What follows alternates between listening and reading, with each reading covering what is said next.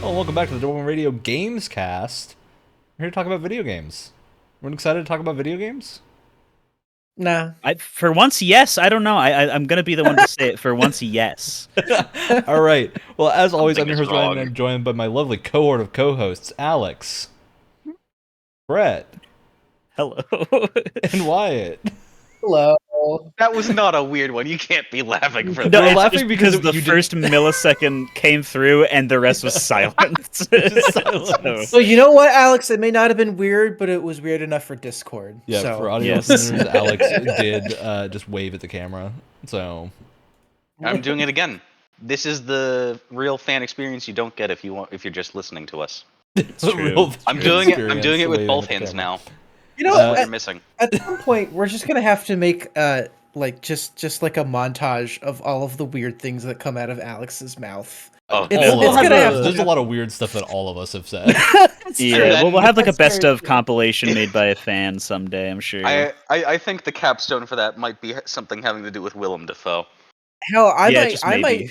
I might do it if I'm bored someday. That's for the TikTok. It- we inevitably make a TikTok. Dear That's God. what Yeah, that's definitely happening for sure. Yeah.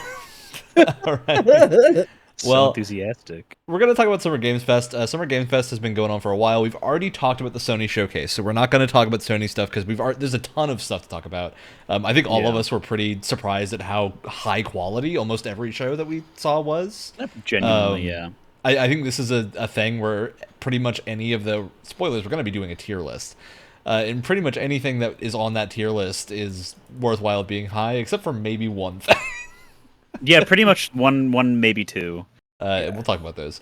So yeah, let's go ahead and start out with the Summer Game Fest kickoff, which was like the main thing. That's being separated. Happened. It's being separated just because I don't think there was a ton of note here that was really surprising to us. Yeah. It was a lot of Jeff Keighley being a Jeff Keighley person, a lot of people talking this time around, and I think it definitely felt a little bit low key comparatively to most of the other stuff that was going on afterwards. But not to say it was bad; it was just kind of fine. That's the way I put it. This the kickoff show was the one that I like definitively wholly missed because I was at work. And looking at what I missed after the fact, it didn't really feel like I Yeah. missed a Yeah, lot. like, I was really very comfortable wasn't a just huge skimming issue. through. I'm in a very similar situation where I watched part of it during my lunch break at work, and then I watched the rest of it with Ryan, and I just skipped a whole bunch of stuff. And I feel like the show would have been a lot worse if I hadn't had the ability to skip through certain things. Yeah, I agree. I agree. Yeah, that's definitely part of it. All right, anything from this that really stood out to people in terms of the show itself? Any big Jeff Keighley feedback? I feel like almost all like the games that I remember that have a possibility from being this are actually from other shows instead. That's Now the that I thing. think Like, about I it. think everything else that we would have talked about has been shown in another Yeah. show or is better talked about at the show that it was majorly shown at. I think we saw like some Alan Wake footage or something. We saw a bunch of random Yeah. stuff. Oh. We saw an Armored I Core was- trailer, I believe. I was gonna say Alan Wake 2 looked pretty interesting. I think we were talking about this while you and I were watching this, Ryan. But I like Alan Wake a lot. I think it hasn't aged very well, and so I'm really looking forward to a sequel that kind of takes a lot of the atmosphere and the ideas that the first game had, and kind of irons out a Yeah. lot of those issues. So I'm really looking forward to it. And I also Actually, think Remedy there are has a learned- couple small things I want to talk about here before we move on, because there was actually one big thing, which is Final Fantasy VII Rebirth. I think was the big Yes. Oh. That's Yeah. true. That was from the the final show. announcement, wasn't it? So That- we got that was the first it was time a it was final shown off? announcement, and it was the first trailer that was like a proper trailer for Rebirth that included some gameplay, and looked, I would say, all around very good. It was not Yes. a bad showing. I think I would say it's a pretty phenomenal showing. It's coming early 2024 now. It's been not pushed back because it was winter of this season, not winter of this year, so it's not actually been pushed back at all. But it is definitely timed further back now. So I think it's yeah, it looks really good. I'm excited to play this when it comes out. I think Final Fantasy fans are eating really well right now because it seems like 16 There is you going to go. be a banger, and hopefully 17 Rebirth follows up that and is also very good. Yeah, it looks great. Okay, let's move on to the start of the show, Mortal Kombat 1. Actually, wait. Prince of Persia. We're going to talk about that in the Ubisoft Direct. I want to wait to talk about till the Ubisoft thing, but I do want to note that we did all really like it. Yes. That note for Prince of Persia. Mortal Kombat 1 got shown off. This is the gameplay of Mortal Kombat, the big blowout of it. It looks great. It looks like a good Mortal Kombat game. It's still in canon, technically, with the other Mortal Kombat games, because, Liu Kang became a fire god and then restarted the timeline, so new timeline, easily accessible for new players, but technically still in canon with the other stuff to not annoy old players as much. The big gimmick here is you have like tag team partners that you can call in for special attacks, which are not the same as the fighters for every case. There's some unique stuff there, which is cool, and it looks good. It looks Mortal Kombat-y. I think NetherRealm is going to have a hard time making a bad game, and Mortal Kombat really tends to look very good. Moving on to Path of Exile 2, which I want to bring up because I'm on the Diablo team. For a second, I was really confused. Yes, I was too when I was watching it. I say that I was because like, I'm also a huge Path of Exile fan. A lot of people on the Diablo team are going to be playing Path of Exile when it comes out too. We like the game, so I'm very excited to try that when it's shown fully in July, which has Path of Exile has ExileCon. They're going to do like a big blowout of it with all the stuff. I was shown the perk tree for one of the characters for Path of Exiles, and I think it's safe to say I'm probably sticking with Diablo.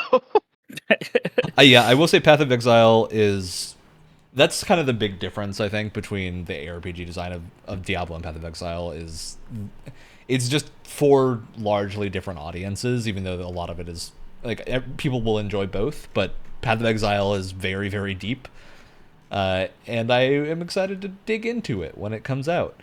Moving into what I thought was a Street Fighter thing, and then they showed Exoprimal, and it was dinosaurs. We got Street Fighter Exoprimal, which was fun. Where you have that robot Ryu and robot Guile skins?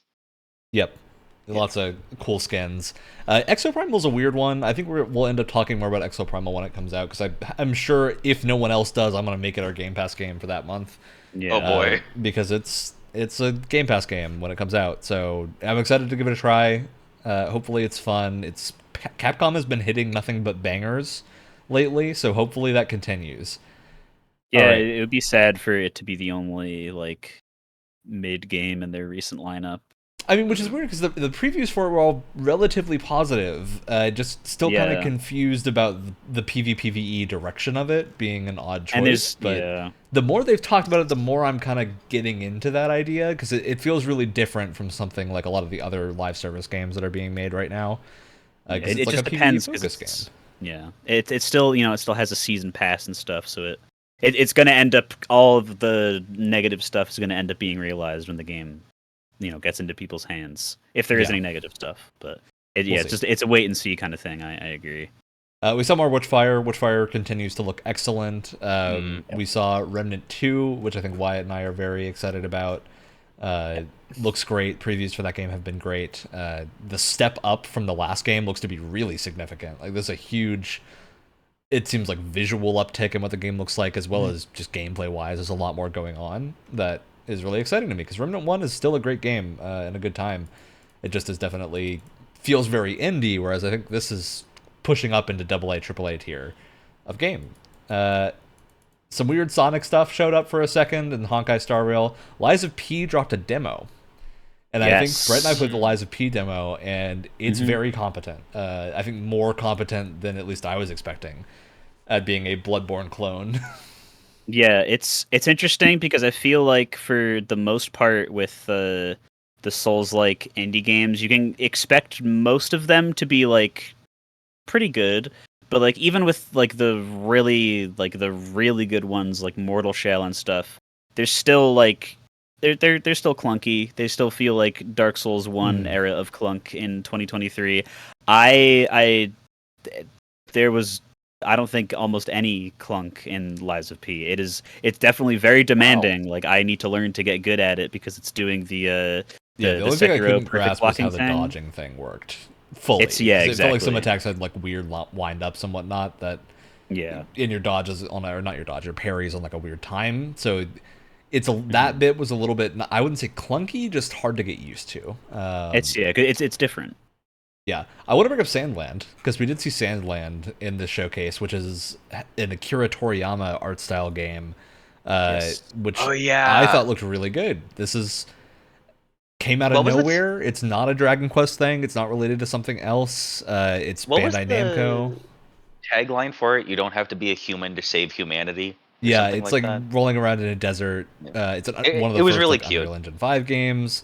You've got a bunch of vehicles. Remind me a lot of some of the trailer stuff we've seen for Armed Fantasia, which is one of the double Kickstarter things that Brett and I are keeping track of.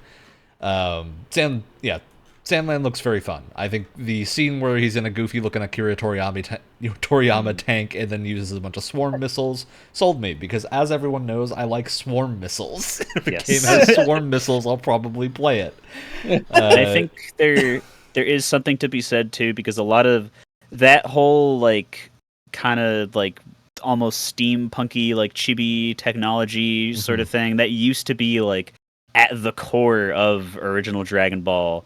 But they've moved so far past that in all new Dragon Ball stuff now that it's nice that they have like a place for it to be, because it is kind of iconic in a way that Bulma would always have like this crazy vehicles that she would ride in like the official like promo artwork and stuff. And it's nice that they have their own kind of game now, so they don't just get forgotten pretty much. Yeah, and I know this art style has been adapted into like 3D games before, but it's impressive to see an art style like this translate so well still. Yeah, I would say it looks to me better than it has looked in games like Dragon Quest Builders. Even though I love Dragon Quest Builders, I think this has really been an impressive showing for this art style, in terms of like sticking to really early Akira Toriyama and not modern Dragon Ball look. Yeah, and mixing it as well with the realistic backgrounds works better than I expected. Like, this looks like a coherent game. Vehicle races, there's like some Metal Gear stealth going on. I don't know what this is, but I'm excited. So I don't think it's typical like Dragon Quest combat type thing. Oh, absolutely not. No, this is an action game, for sure. All right, Annapurna showed some stuff and announced that they have a showcase later in the month. That has not happened yet, so we can't talk about it. Throne and Liberty was an MMO that was shown off. This is another Amazon published MMO. I believe this game's been out in Korea for a while. Looks pretty. Because if you fail once, try again. Yeah, again, someone should set a timer. No. Someone should set a timer for how long this lasts in the Western market before it ends up with New World. I mean, it'll be around forever. I think it's the funny part is not that, because like you said, they're not developing this game. I think it's just funny that like the next big project they work on after New World is another MMO. Again, not developed by Amazon Games. Amazon Games has published a lot of games even before New World, and those are pretty far removed from any of the internal struggles that they had during New World and during the other games that were canceled and whatnot. So I would not be too concerned based on Amazon Games being involved here, just because like this is a really different situation. Looks fine. I don't know. There's some cool looking stuff. Like I just saw this little moment of this guy like uses like a grappling hook to fly up into the air and then transforms into like a bird or something, which looks kind of cool. Yeah, I mean, it looks fun. I think the problem with a lot of these MMOs that make it over through Amazon Games and through other Western publishers that are publishing Eastern games, the monetization for them is often very different from the approach I have. I know that's why I've bounced off of Lost Ark really hard, despite loving games like it, that, you know, I just couldn't stick with the treadmill that they do in like the amount of real time that you end up having to do any of the new stuff is just so beyond annoying. And even if I wanted to spend money on it, they make it so confusing that I don't know what to buy. I'm like, oh damn. At least if I'm playing a game like ESO, I'm like, I can get the subscription and I'm good. Yeah, that's one thing where like not, and I don't even blame anyone who doesn't realize it, but like monetization is very different in other countries. Oh yeah, like very very different. What might the perception's different and the expectations are extremely different. Yeah. And so it can be hard to, I mean, try to translate a game that is designed on a very specific kind of like microtransaction system or however they It's do part it. of why like free-to-play Translate. games take so long to go cross-coast and global, just because you Yeah. can't really adapt the same scheme everywhere because it just won't work. So yeah, there's a lot of reasons for that type of stuff. The next game we saw, Warhaven, is actually kind of a surprise, really interesting thing to me. This is a Nexon published, almost For Honor-y, it looks like, PvP Yes. battle fantasy medieval game. And yeah, I love the character designs here. It looks fun. I'm They really had- interested. They had a demo for this, I think, last year, and I was watching one of my friends play it for a while. It just looked like a lot of like dumb fun. Like you would just get like crazy super abilities that would like it almost felt like a multiplayer like Muso game, because there's a lot of like ads around that are just computers that you Oh. can just slaughter, and you know I The if feeling you- I when you was get- almost getting is it to me is almost presenting as like medieval fantasy Battlefield or Battlefront. yeah, I- it's It's a little bit similar more- to that. Yeah, I actiony. completely forgot they had wingsuits And- shown off in and- it. Yes. Oh, Hey, I'm totally fine with more games that kind of take up that For Honor space because I think it's a great concept, and For Honor just makes me want to cry every time I play it. So hey, if we can get a cool alternative, I'm totally down. All right. After that, we saw Party Animals finally again, and it's gonna come out at some point. It looks good. someday. I think It looks good. Yeah, it looks fine. It's coming out in September. what did we say? It There's looked like of other a little games bit coming out in more September that I polished worry. gang Party beasts with Animals. UI. Is Yeah. that what Yeah, we it's thought? Gang Beasts with UI.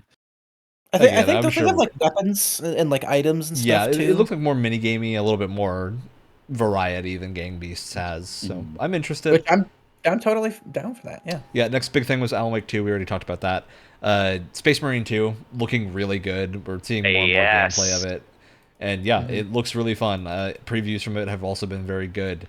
We saw John Carpenter's Toxic Commando, and the only reason I bring this up is because I was so confused about the trailer for this game. And I'm just confused as someone who's seen more than a couple John Carpenter movies. I'm like, this doesn't like John Carpenter has done a wide variety of things in his career, but when you think of John Carpenter, this entire trailer is not what I think of at all. So I don't even know why his name is attached, to be honest. To like what capacity is he? Is it story related? Is it what's happening? What's his role here? It's so strange. Hopefully, he at least did the music, so the music can be good. Yeah. That would be nice. if you're into that kind of thing, which I am. Yeah. I don't know. It looks fine. Was really surprised when John Carpenter name popped up. Baldur's Gate 3 showed off again and looks again Yes. very good. So did Spider-Man 2. Pow World? Pow World is coming out swinging. Okay. I can't wait. I've been waiting for so long, and we're so close. We're so close. The thing is, I think so many people thought this game was like an asset flip or something, or just something completely non-existent. But the Or like more a we're joke. seeing of it now, it's a real thing. and Oh, it's- that's It right, looks like there's a Pokemon lot of Guns. effort put into this game. I mean, the Yeah. thing is, you can't blame people for thinking this looks like an asset. Look Oh yeah, at it. Look at it. but There it's are clear. so I many think- off-brand Pokemon.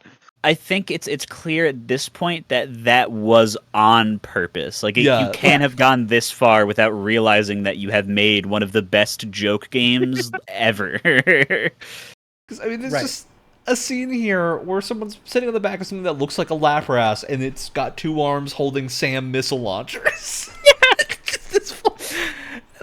And like it's weird because like you see the environments, you see like the little creatures and happy. the player character, and you're like, okay, these kind of fit, not 100%, but they kind of fit. And then you just see like the modern day assault rifles, and you're like, wow, Yeah. what's happening? Yeah, I mean, truly Awesome. bizarre. I wish it was in full release and not just early access, because I think I'm going to end up waiting to play this until full release, because I really just want to see the Understandable. full experience. Yeah, Power World looks like Absolutely insane nightmare fever dream. Can't wait. We saw Black Desert stuff, and this made me sad because it looked really cool, and then I remembered it was Black Desert and not like a new thing. Yeah. Yeah, that was that. Return to Moria. They showed a bunch of gameplay of what looks like having some AI Fun to see more dwarfs. dwarves. This looks cool. I think if you're, if you're gonna take a Lord of the Rings game and do something kind of left of the dial with it, this makes so much more sense than a Gollum stealth. Yeah, game. like Gollum, this is the yeah. Lord of the Rings spin-off thing that makes a lot of sense to me because I want to play dwarfs retaking Moria. That sounds fun. I wonder if there is going to be a little like crapping on Gollum Easter egg and Return to Moria. No. Don't be. I would mean. love it, but there probably wouldn't be. No, I don't think they absolutely could not. do that. And this looks like too. I don't know if you guys also kind of noticed this. This also looks like it's going to be in that genre of like city management mixed with like third person action. Yes. There was a Yeah. couple of those during this. I like, love them every time they come out. They're it's a cool generally mix. great I feel times. like it's a cool mix. I feel like it's not something that we get a lot, but I've been noticing a lot of them during all these showcases, which is kind of exciting. Yeah. All right. Moving on past this, the next big thing was Banished, which is we saw like a cinematic trailer for this a long time ago. This one has actual gameplay, and it looks like a really competent Banishers. action. Banishers, yeah. Banisher's Ghost of New Eden. Oh god. Thank you, Ryan. Looks Oh, that's right. This is legitimately the- very interesting. It looks like you have a lot of choices to make about whether or not you banish someone or do something else, and there's going to be some consequences. Oh yeah. And the action looked competent, which I can't always say about games from was it Focus Interactive and Don't Nod? Yep. Sometimes they miss the mark. Sometimes they hit it. Hopefully this is a hit. All right. Like a Dragon Gaiden, Man Who Erased His Name looks very cool. This is Yes. Kiryu, The next main excuse me, line. the man with no name who is now a secret agent. And that's what's going What? on. That's the He's a plot of this secret game, agent? Alex. So this is also not a full-priced release. So this is explaining some of the gap between Yakuza 6 and Like a Dragon, like Yakuza 7, however you want to refer to it, as to what Kiryu is doing. Kiryu is not an important character in 7. He's off doing his own thing. You play Ichiban, like, set that in stone. Kiryu is not the focus of 7, but he will be in 8, supposedly a lot. And so they're kind of building to, I think the rumor floating around now is that Kiryu might even have like his own party, and you're swapping between parties of characters, and Ichiban and Interesting. Kiryu's party, which is So it interesting might for be 8. another 2-player type thing, or switching between Not the two mains. 2-player, but like switching Yeah. switching between characters by chapter, most likely. And yeah, this shows Kiryu in the interim doing some secret agent stuff, which is pretty cool. I'm down for a secret agent Kiryu game. It's insane as an idea, and I love it. This is also where I'll mention Like a Dragon Infinite Wealth, the trailer with Lack of Underpants Ichiban, is Yes. the 8th Like a Dragon game. It is actually Which is the main line one. the mainline one, and they were supposedly on Honolulu, so we might be going to Hawaii. All right. Moving on, bunch of other games that look fine. Under the Waves is a cool Under the Sea looking game. Fae Farm is a Fae farming game. King Arthur Legends Rise looked very plain and exactly like I would expect a game called King Arthur Legends Rise to look like. Yeah. Probably won't play it.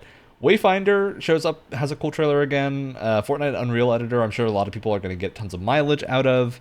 A bunch of random stuff in Star Trek Infinite and a Twisted Metal trailer and sorts of Hi, Samoa insanity. Joe. No, can we not gloss over that Twisted Metal?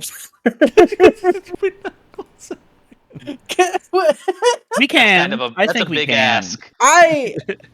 What was that? What's happening? I'm so confused. What are they thinking? And I can't wait to do an April Fool's episode on this entire show. Something like that. Oh god. Just make a Twisted Metal game. Just do that. Yeah, Instead I of don't think making anybody the really show. wants a show. Who's I don't the know. audience for this show? Like, This is Oh, the no, Gollum man. game of Twisted Metal, God. but a show. The Gollum Like, game I don't know if TV. anybody wanted this. yeah. All right. Well, we saw Lisfanga, which is really cool. Indie production that is you fighting with versions of yourself Oh yeah. as you like die and Yeah, that repeat, which seems really cool. We then saw Immortals of Avium again, more Fortnite stuff, and then the Final Fantasy VII Rebirth trailer, Which, yeah, the Rebirth trailer was very good. I think there's not a ton we can really say about this until we are closer to release and get more information. 2 discs. Yep. Two discs, though. Two actual discs. For discs. reference, one disc for PS5 is 100 gigs. So that's a lot of game. Yeah, I think the last major video game that's come out that required 2 discs was probably like Red Dead 2. Yeah. Yeah, it's been a while. Yeah, this is going to be a big game, and they've definitely heavily leaned into the fact that this is going to be more open and more akin to the sections of the original game that people are familiar with, that is more open world and more traversally, and you can explore more areas. They showed a lot of characters that are later in the game, so we're expecting this is going to get late. And then they're also throwing a bunch of hooks at us that are really weird, of Sephiroth's gaslighting Cloud and a bunch of stuff like that. So we'll talk about that later, but this trailer is meant to mislead people for sure, and I'm excited to see how this game actually is when it releases. Day of the Devs happened after the Summer Games kickoff, very soon after, and looked at a couple of interesting indie games that are coming out. This was Summerhill was the first one. I don't know if anyone's super excited about this, but it's a nice little wander around a hill game, I think is the best way I can describe it. Didn't stick out too much to me, but I'm sure a lot of people will like it. The Day of the Devs was one that was a little rushed for me to be able to watch. Eternites got shown off again, and proves the game is real. It's got some strange grid combat, which I wasn't prepared for, and then lots of cool looking action. So I don't know what to think of Eternites until it comes out, because it seems too high budget for the team that's making it to make it, but maybe it will fully work. We'll find out. Retro Gadgets is very up my alley, because it's a game about repairing little retro consoles and stuff, and that's just very fun as a thing. I'm sure that's going to be enjoyable to a lot of people. Mars First Logistics is another interesting like building and puzzle solving game. So this, to me, great art style. I'm not always a huge fan of these, but Tears of the Kingdom has maybe shown me that that might not be as true as I thought it was. So maybe I'll like this more than I expect. Seems interesting.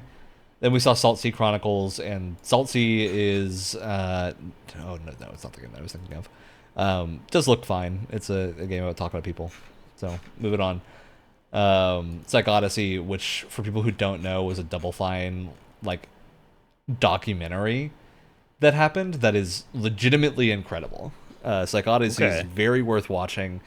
They had a like camera team embedded in Double Fine for a really long time to track the development of Psychonauts 2, and they did a lot of stuff around that, and it's really, really good. Psych Odyssey is great. Yeah. Return of Volvi happened afterward, which was the Devolver Direct, and I don't know that any of us have actually watched this full presentation yet. I haven't. I did not watch it. There was a lot of stuff going on. I have not watched it. They showed some interesting games, as Devolver tends to. I'm sure most of them are going to be good. That's about all I can say about the Devolver Direct. We'll probably try to talk about it next time. Wizard with a Gun looks really fun. That's my extent of Devolver Direct knowledge for this year. Anything Devolver puts out is going to be good, but to what degree? Yeah, it's just weird, and I can't judge the humor of this show because I didn't get to watch the entire show at once. I had to watch like bits of it at a time, just because of how many other shows were happening. Yeah, it was wacky.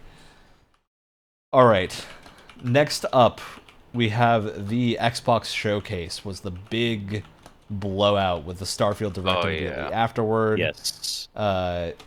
This was the most important part: the controller and watch. It was a headset.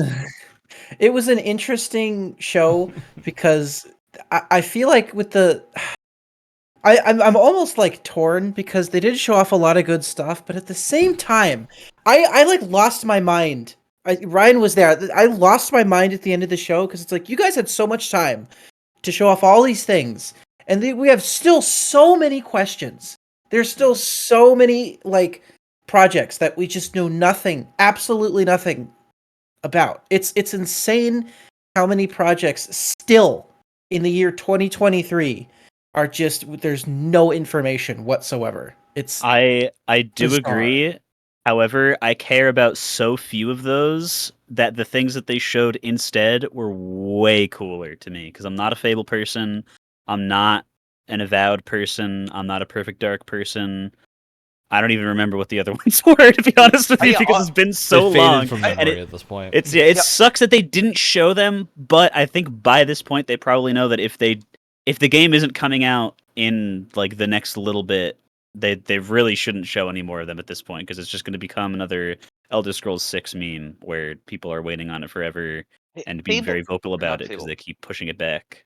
Avowed to me still looks cool, but I think after Starfield, I'm no longer as interested in it as I thought I was, which is kind of sad for me. But I want to see like good reactive magic and swinging in like a very Elder Scrolls-esque setting game, but with better feeling combat. I would definitely like there to exist a Elder Scrolls type game. It felt very Skyrim when I was watching the trailer for it. Which, hey, if we can get a Skyrim-like game with some actual colors and better combat, I mean, sold. I'm here for that. Especially if you don't have to mod it. All right, well, let's go through the show piece by piece to talk about some of the stuff that showed up. Starting off, they came out with Fable, and we got Richard Ayoade doing a comedy thing, which was kind of funny, and I think fit the tone of Fable, but at the same time, Wyatt and I got really hung up on his glasses. Yeah. They were super realistic. Like super modern day looking. It was there was such a focus of the frame, and then he's got like this whole vegetable farmer look, and then the glasses, and it was really incongruent to me. But aside from that, like I don't. The thing we know about this is this trailer is in engine, so that's what the game's gonna look like, which is pretty impressive. It is pretty cool. We didn't see much actual gameplay here. We saw maybe a few snippets of what could be considered gameplay, but no UI and nothing lengthier than a single attack. I there's no really a way to form an opinion off of this trailer, I think, on what the actual game will be like. I think the point of it was kind of to like show off the tone, because Fable has always had a very like British humor kind of tone. Which I don't really think this emulates the exact same kind of tone, but they want to make it clear that it's very wacky and goofy. Still gonna have humor and be funny. Okay. Fair enough. It just was odd, because I feel like the thing that Fable, despite having the name Fable, which definitely implies fairy tale style stuff, Fable games often haven't had something as like fairy tale-y as a Jack and the Giant Beanstalk giant. Yeah. I'm open to it. But at the same time, I don't know if that means the tone is going to be very different in terms of like the main story, because Fable main stories are typically really serious, empirical things, and this may not be that from what we're getting here. All right, moving on. South of Midnight is from Compulsion, which did We Happy Few. It had a great setup here. I really liked how this game looked. It's a southern like fantasy game about hunting monsters. We know this is a third-person action game. They didn't show that here, but it is a third-person action game. It's single player. So wait, this is from the people who made We Happy Few? Yeah, they've made other games since then. I brought up We Happy Few because We Happy Few was the one that they're most known for. They also made, if I can remember the name of it, Contrast, which was, I think, better received. Yes, that's the platformer, right? An early PS4 game, from what I remember. So they've been working on this since then. I know this game's been worked on for a long time. I'm excited to see what this actually plays like, because the theming is great. All the characters that showed up here in the art style, fantastic. All right. There was. I just want to say real fast. I don't remember what the name of it was, but like whatever, like it was in the latter part of one of the earlier shows that came before this one that tried to emulate like a stop motion claymation-esque style. That Harold Halibut was inconsistent and looked bad, and this looks so much better. So much better. I think Harold the Halibut wasn't the inconsistent one. I know what the game Brett's talking about, but Harold the Halibut looks very good. So I don't expect it was that. After that, we saw Star Wars Outlaws trailer, like a story reveal. We'll talk about that when we get to the Ubisoft thing, because we did see gameplay of this. Thunder Lotus, who made Spiritfarer and a number of other really, really excellent indie games, has been working on a thing called 33 Immortals, which is apparently a 33-player co-op raiding game. Yeah. This Crazy. is very confusing to me because I don't understand. I don't understand. I don't think it's going to work because if okay, if you are, I think I don't you're know about what to say the exact thing that I want to say. it's because I don't know how what the maximum player count is for most Final Fantasy 14 raids or whatever, but 8. the important part. Okay, well that The fortifies big it ones, completely. so the big ones are 24. There are 24 player alliance Okay. raids that are big ones, but I would imagine that communicating between 24 people is already very difficult. Even if all of those people are super you don't. into it. No, you don't. Okay, well The then. 24 player raids are designed to be done match made, so they're not In meant to be squads. I was gonna in say, I'm squads. assuming there's The not really 8-player any raids are also designed for that, but the 8-player raids have a more difficult mode called Savage, and that is where you're in a comms with people and talking, and everyone has to do a role. Yeah, with Okay. experience with different games ideas of raids, I'm decently sure this one isn't gonna have any wacky mechanics besides the Final Fantasy 14 esque. That's what gets dodging me the Exactly. boss because the wacky mechanics are often what makes raids memorable. Yeah. But they always have a problem with being taught to players and needing a lot of teaching. So I hope this game can get the teaching right, because if you can actually get it to where people understand what's going on and can matchmake with 32 other players to do a raid, that's super fun. But that's also the challenge that every game runs into of not being able to do it. If I have challenging. to go into this game and teach 32 other people something along the lines of the amount of symbols of Vow of the Disciple from Destiny, Yeah. I am going to shoot myself in the head. I That still is the have. thing.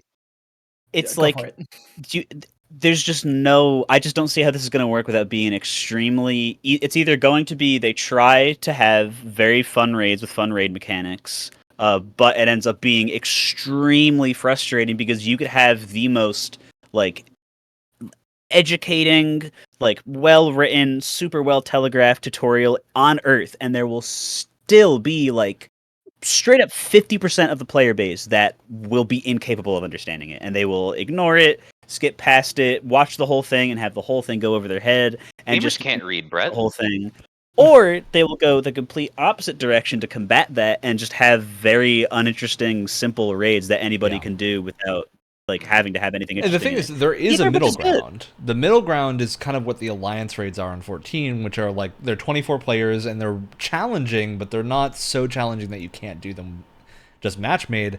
The issue with that is they're not really meant to be played more than once a week, because they're on weekly rotations. You can play them at any point, and there are people for them, but there's a queue for them. It's easy to matchmake into them. However, most people aren't going to be raiding on repeat for a day, because they're not complicated enough to need that much time to understand. You're more doing them because they're enjoyable, but you're not going to keep doing them afterwards. So I'm hoping this can hit some middle ground and stay interesting enough. Payday 3 got shown off. Oh yeah, completely forgot about that. 33 Immortals, Wyatt? No. Okay. All right. Payday 3 was next. Looks fine. Hopefully they don't ruin it with monetization and whatnot, the way that Payday 2's kind of gone downhill. No, they're gonna start off with that amount. We'll see. It's not gonna get there. Then Brett exploded in his chair and Persona 3 Reload showed up. Well, here's the dang thing, is that some guy at Atlas, who I think the community has pretty assuredly found out, got immediately fired. Oh, Leaked no. it on their Instagram because the day after that happened, they were looking for a community manager for Atlas West on LinkedIn. Oh my god. But Wow. Sucks.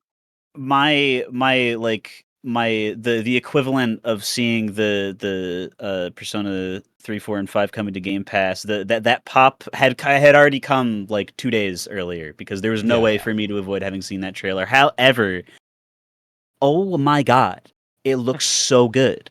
It looks incredible, just visually. It is crispy.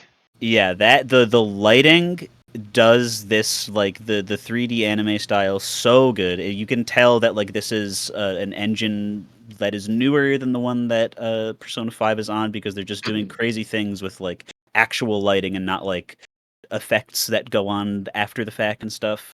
And since the trailer, which this is being confirmed to come out early 2024 and on Game Pass day one, which is Excellent. butt fuck insane. And since then, interviews and stuff have like been circling around of like what's changing from the original, what's happening with stuff that they're taking over from the newer games that the team has made and stuff. And they've been very open about it, which is cool. They're apparently Atlas is doing a marketing campaign where every real life full moon they're releasing a new little mini trailer and series of interviews and stuff. So that's cool because the moon is a very important part of the game story. And they've confirmed. So Persona 3 is very stupid because there's 3 versions of the game. There's there's FES and Portable. And the main story is the same. It is included for all 3 of those games. In FES, they added like some extra animated cutscenes and social link stuff to kind of flesh more aspects of it out. But in FES, there's a whole like 30-hour post-game that is on the same disc that is like after the story. If for some reason things weren't explained well enough to you, or you just want more of the characters, you can play that. And in Portable, there's a whole different story on top of the normal one where you play as a female main character instead. And neither of those are being remastered, and I couldn't care less because I felt zero need to play either of them, because I finished Persona 3's normal story and I felt like I got the most full experience that any piece of art could possibly give me. I had no like questions left over. I had no desire to see whatever characters be like butchered because they're depressed now after what happens in the future or whatever. And I certainly did not want to see a route where I get to play as a girl who grooms a minor. And I don't know why people really want to play that, but apparently they do. And there's also other things in the female route that just like totally go against the actual baked in morals of the story, because you can do very stupid things that undo some of the very important parts of the normal story. So it's very strange that people are so mad about that. And I all of this to say that I don't care, and I'm just very happy that the game appears to be in good hands. And like, listen, people are like, oh, they better shorten down the big grindy dungeon that the whole game's based around to easy length, so I don't have to grind as much. They showed it having 131 floors at least in the trailer, so you can fuck off, because it is time to grind, baby. I love Tartarus so much. But yeah, it's we're gonna talk about the slew of crazy remakes. I feel like again later in the year when even more of them are out, but we've already had so many, and by this point it's like the games are going to like have a very good shot at being good. But for people who played the original, you're probably never going to make them as happy as they were when they were playing the games for the first time. And you just kind of got to live with that. Because the whole voice cast is changing in English, and that's going to make me a little sad because there's a lot of lines from characters that are like iconic. Unfortunately, one of them is voiced by Vic Mignogna, so there's no way that they were getting him back because that would not be good. But the whole cast is different. They all sound good. Like, I looked into what they voice, and they all sound great. But yeah, there's always going to be barriers with remakes and stuff that prevent people who played the old one from getting 100,000,000% enjoyment about it. But I'm still so excited. I'm so happy. It's gonna be good. I'm super pumped. I get to play it for free, which helps. Close to free. You are still paying for the game. Well, yeah, but it's Game Pass $10 a month? price. Yeah, $10. I think that's the Game Pass. 10 to 15, depending on if you're the ultimate. But Brett, Okay. you've been eating real good on remakes of your Yeah. of games Dude, that you love. It's been a Wow. crazy year for Brett games. I'm eating well until they all come out and are shit. But let's hope that doesn't Let's hope happen. that isn't the case. Yeah. All right. Moving past the Persona 3 remake, we have... Up next was Avowed. Avowed looks like I think we all expected it to. It's a very colorful fantasy RPG. It's set in the same world as Pillars of Eternity, but far in the past, and you're in the Living Lands, which means it's going to be a little bit more colorful than some of the PoE stuff from before. Looks great. Yeah, I think this looks very fun. It does definitely look like it is a little janky. I think a lot of the magic looked a little bit janky in a way that didn't make me concerned, but instead made me excited to see how janky it is. Like, oh, this feels like Elder Scrolls jank. Yeah, like this feels like double A jank, because Obsidian, despite making a lot of, like, having a AAA team size, is working on so many things at once that I don't think it's the case that, like, they're having a full AAA force on most games they're making. And yeah, they've said that Avowed in scale is going to be pretty close to what the Outer Worlds was. I expect it to mean just in terms of, like, world scale, it's not going to be huge. It's going to be Yeah, that's good. a like, focused game, which I think is a good Manageable. thing. Yeah. It also just means, like, it's probably not going to fill every Elder Scrolls itch that people have. I think. So I think a lot of the Elder Scrolls appeal is the exploration and size of them, whereas Avowed, I think, is going for more of an action-y and Obsidian-style game, which will probably be very good. I expect Avowed to be fun. Though it We seems saw- more serious than other Obsidian stuff. Yeah. We saw a lot of cool magic here. They showed that spells work very differently. Someone had an actual spell book that flared pages up, which just made me That very was happy. super cool. Very fun. Love seeing an actual spell book in a game with You spells. see it so rarely. Bizarrely, I feel like the character, if I play a wizard in a game, I want to have a spell book in my left hand and then slam it with my right hand to pull out a spell. That's what I want. And I think Avowed might offer that to me. So I'm very excited to see how that plays. And I'm sure we saw, like, combat abilities here. We definitely saw things like a character that had a, like, bow rush in and then do, like, a magic explosion. So it's clear that you can do, like, a mix of stuff and not just be either a magician or, like, a bow user or a melee person. Seeing the, like, ability to hopefully have a satisfying feeling spell sword. Ooh. Yeah, I would I love like mixing. that. Oh yeah, there was imbuing weapons with magic. Yeah, there's moving weapons. We saw guns, because Pillars of Eternity has a bit more of a, like, Age of Sail mixed into its fantasy stuff. So I'm excited to see that they had, like, what look like flintlock magic pistols, which is very cool. So yeah, Avowed, I'm excited for. Coming out, I think, next year. Yeah, 2024. We didn't get any more detail than that. Looks fun. Sea of Thieves is doing yet another insane crossover, except this time it's actually, I think, very thematic and pretty cool, which is the Monkey Island crossover. You get to meet Guybrush, which is very entertaining, and yeah, this is just super easy thematic thing to do, I think. Yeah. All right, moving on. Microsoft Flight Simulator is getting a 2024 version, which looks very impressive with air racing and a bunch of, like, search and rescue stuff. And Dune.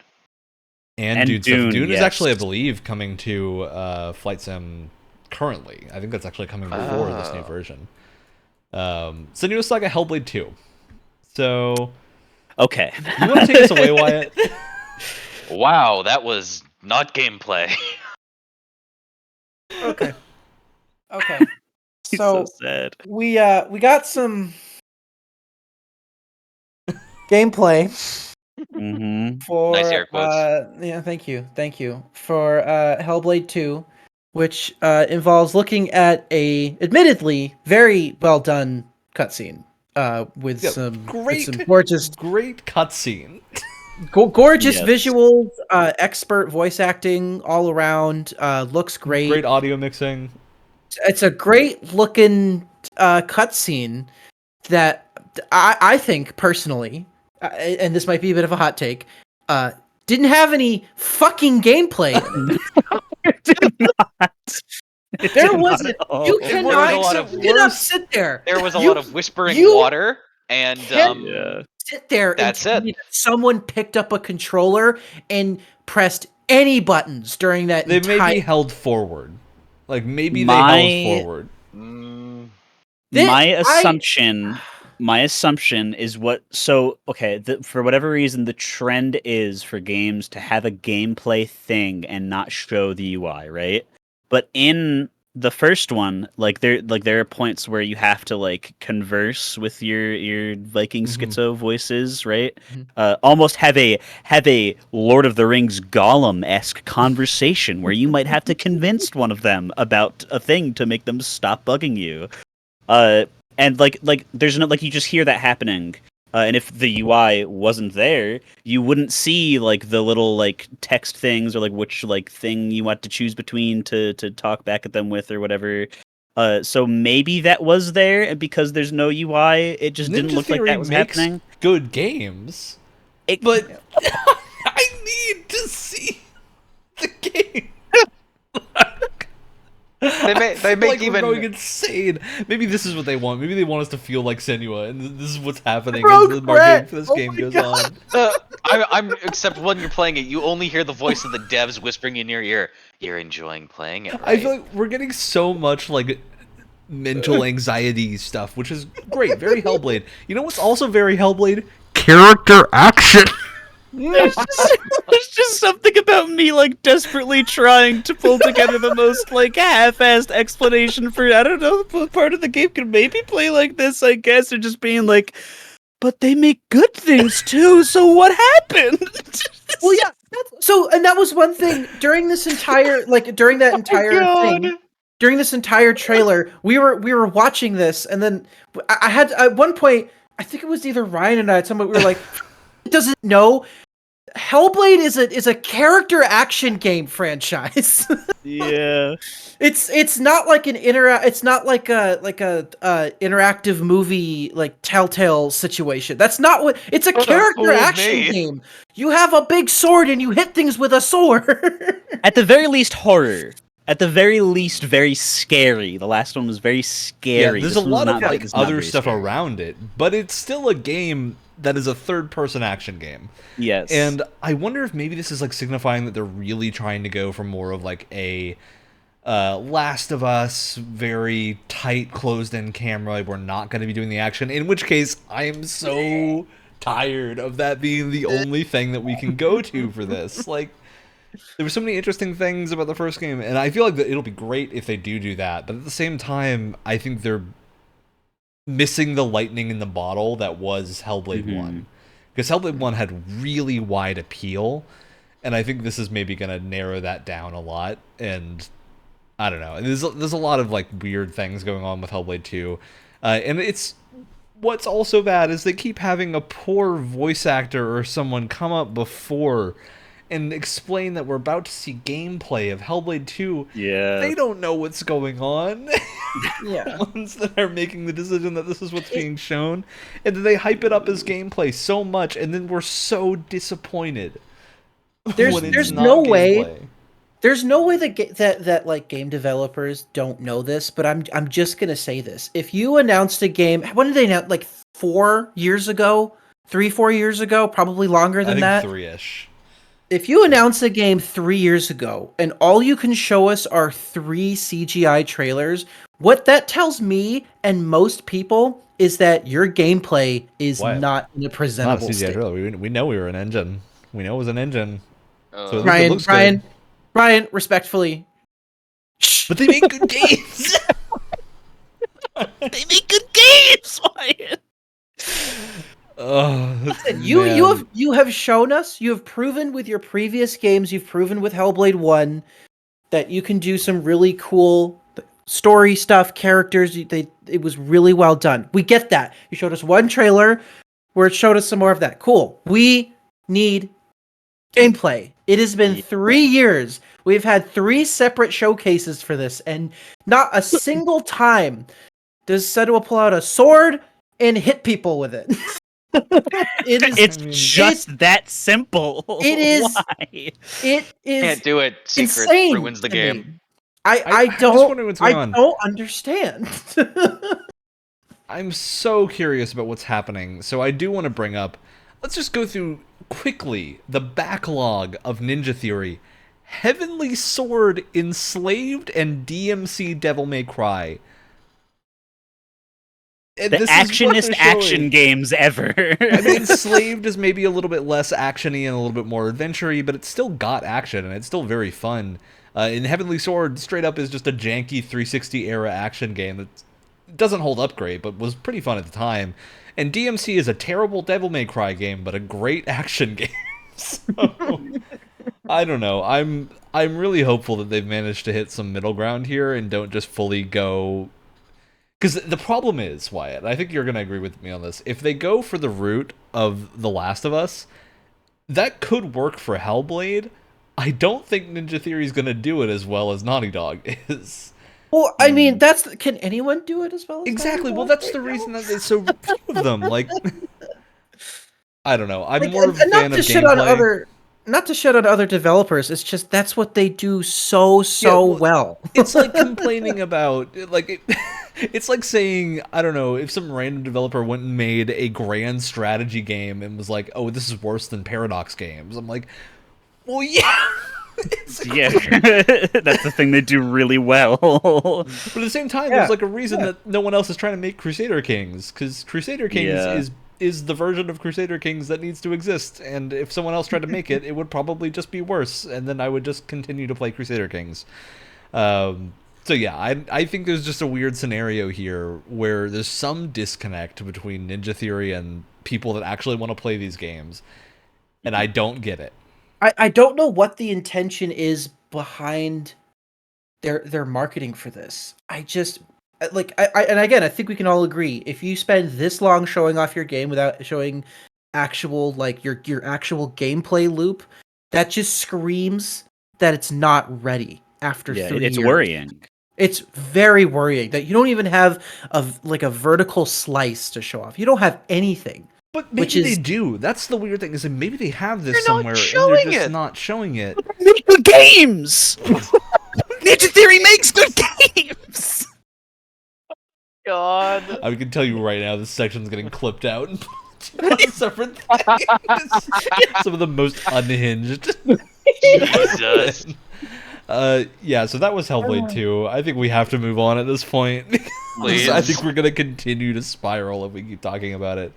Alright, so Ryuga Gotoku showed up and Like a Dragon Infinite Wealth happened, and it was a great trailer that showed a lot of Ichiban's butt, and I think that's really what people wanted from this. Hell yeah. He's Plus on some very Honolulu. Some Plus some very, fantastic framing.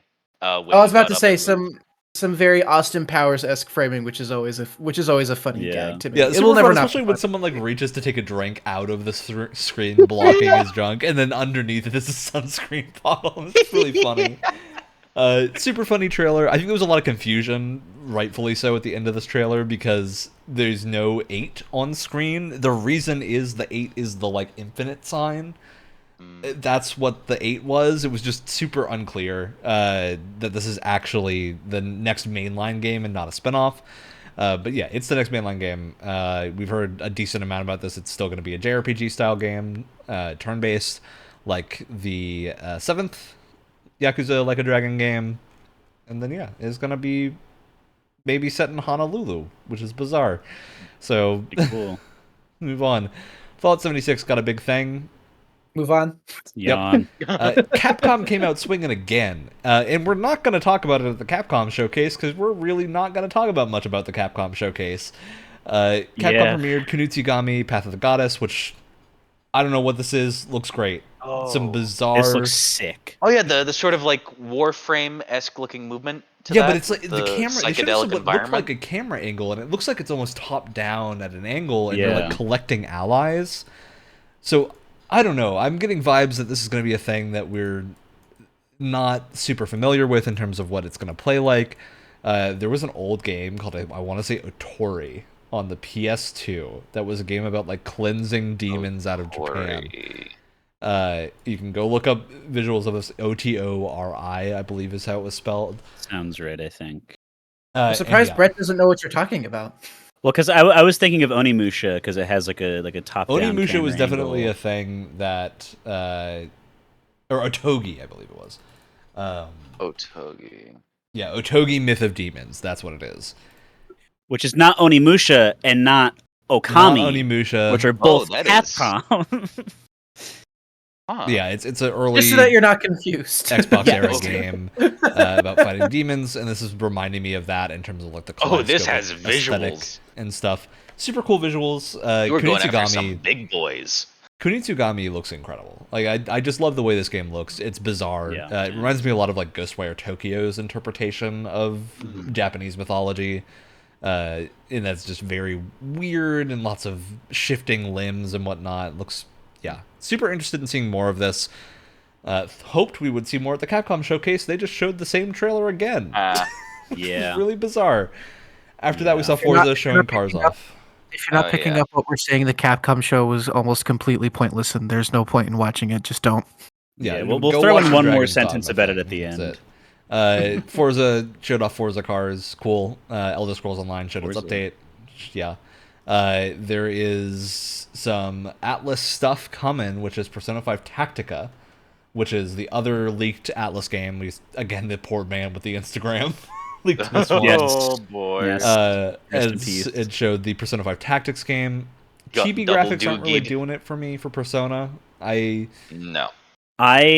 I like the way that they look in the Persona Q games. It's a slightly different style, but they almost look like panty and stocking. Because I played kind both of chibi. Persona Q games. This one, something didn't land as well. Even though I expect this game is going to be, I would guess, good. It's a Persona 5 Tactics game that's hard to mess up. So, yeah, it's probably going to be good. I think the art style here was just maybe not everyone's cup of tea, and I expect that's going to be pretty universally true. Starfield. They showed a Starfield thing. We'll talk about Starfield more in a minute. Jusant. I will say the one millisecond thing that I had that is a complaint. This was longer than the 30 seconds necessary.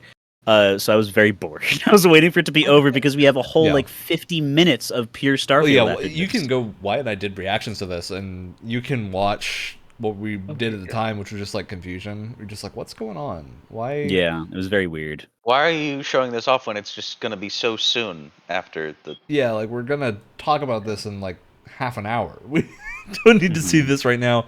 Maybe show like, hey, Starfield Direct coming afterwards. You show a little clip like that, but then this was actually kind of a trailer, which is weird. We will have plenty of time with the HMS Platypus later. Yes. Yep. All right, Jusant. Oh, so pretty! I love the art pretty style. game. As I forget which one of you said it, but it looks like Sable but vertical. And it's Sable but it's so rotated pretty. 90 degrees is the comparison that I made. As far as the art style, I definitely agree with that. As far as the at least as far as the demo seemed pretty linear. But which I'm still, fine with. Yeah, absolutely. Oh, there's a much demo? more like yes. I'm going to be replaying the demo because it's like but the nature of having rock and climbing walls is that they're very replayable friendly because there's always a different way to go up the same type of wall, especially how these are designed and with how interactive the climbing is as opposed to like most other games you see like with climbing like Horizon Zero Dawn, Uncharted. Yeah. You control your hands separately. Yeah, so you control Super them cool. Gang Beast style. Yeah. Or like Grow Home, the Ubisoft game. It's very satisfying. There's no to show the player that we can let you climb on this completely natural place. We're going to paint it yellow to make sure you get. There's none of that. It looks like a thing sticking out of a wall, and you need to try to grab onto it. And if you can't, then try a different direction. There's cool rope management mechanics where you got to place little things in the wall to sometimes you have to swing from a different pivot point. It's all very player agency and a climbing game, which is interesting, but it was very chill. I love this new there's a French comic artist who Sable's art style was very much based off of Mobius was the name that he went by, and this game also feels very, very, very Mobius-esque. I love that art style. I'm so glad that we're getting games especially like in that. the intro cinematic you got there with so pretty. I would also Yeah. like to thank whatever developer came up with the idea of your small animal buddy basically being morphed from Treasure Planet. Oh my god. Thank you. Small Thank you. blob. Looks When super Thank when cool. you. they first show up in the demo and they sort of slough out of your little bag on your back and they Yeah. go butt first into your hand. Yeah. It's very Aw. good. Very It's so cute. he's Play so the demo. cute. All right. Gonna keep this moving because there's a lot of stuff to hit on, and we still need to do the tier list at the end. We're gonna do Oh, a nice God. tier list, so we're gonna relatively quick through the rest of this. Chinese Room showed Still Wakes in the Deep horror game by some experienced horror devs. Looks very good. Dungeons of Hinterberg. This was another standout for sure. This was super probably interesting. my game of show. Probably. This looks super cool. Yeah, looked really fun. Indie-ish take on like a dungeon crawler, but you can like skate on your sword and some other really cool stuff going on. Yeah, absolutely. Cool art Very style. eye-catching, coming out 2024. We saw Phantom Liberty. This trailer showed a ton of stuff, and we've heard a bunch of previews saying that this is reworking almost every major system of Cyberpunk to, Again. yeah, really For just the shift core, the game for the up. base game as well, not Yeah. just the DLC. We know this DLC adds a new ending to the main game and a bunch of other stuff inside the Pacifica region of the main game. So hopefully this will be fitting for a new playthrough and give you something Also cool a new and region, new to do. right? Yeah, in Pacifica. So it's like a Dogtown's like in a Pacifica? different It's region not a that you separate- access. I mean, we don't know exactly, but you access it through Pacifica is how we know about that. I do think, I think based on the release of this DLC, I think this is going to show whether CDPR's really learned from what happened with Cyberpunk. God, I If this hope comes so. out another buggy mess, listen, I'm going to be real Man, can disappointed. you imagine? That would be Oh my a God. nightmare. Because All I right. feel like they've started to get some of that goodwill back a little bit, and this would just Yeah. completely derail any kind of progress they've made since then. Yeah, hopefully this will arrive well. It comes out in September, not super far after Starfield, which is gonna be Yeah. a tight decision to make. If we start getting more and more delays at the end of the game's life cycle, dev cycle, I'm gonna get worried. I'm gonna get Unless worried. they literally release a statement that is, "Hey, Starfield's coming out. We want to give you time to play Starfield. We'll release in a week." Like put it Any back a little any bit. game coming out this year is gonna have that problem. It's like you got to release your game at some There point. is whether no longer Starfield's a coming out or point not. during this year until like maybe December where you can release and not be in the middle of something else coming out. Yeah. So Yeah. yeah, it's crazy. Yeah, Phantom Liberty looks good. Moving on, City Skylines 2 had a weird trailer, very focused on the word "you." Oh yeah. Yeah, it was oddly motivational for something I did not care about at all. Oddly motivational and odd because it's like a city builder, and it was Yeah. super strange. This game I'm sure is going to be great. City Skyline is a phenomenal city builder. I'm sure Skylines 2 is going to be good. I'm really curious to see how the console ports do because that's historically been the hang up for city builders. Moving on. Atlas coming back swinging with a thing that did not leak, which is Metaphor ReFantagio, also known as ReFantasy from the olden days. Yes. And Brett, this was my game of show. This was my thing Same. that really Me too. came out swinging because I knew the first two Atlas things were coming, and then the Yes. Atlas logo popped on screen again, and I was like, So What's going on?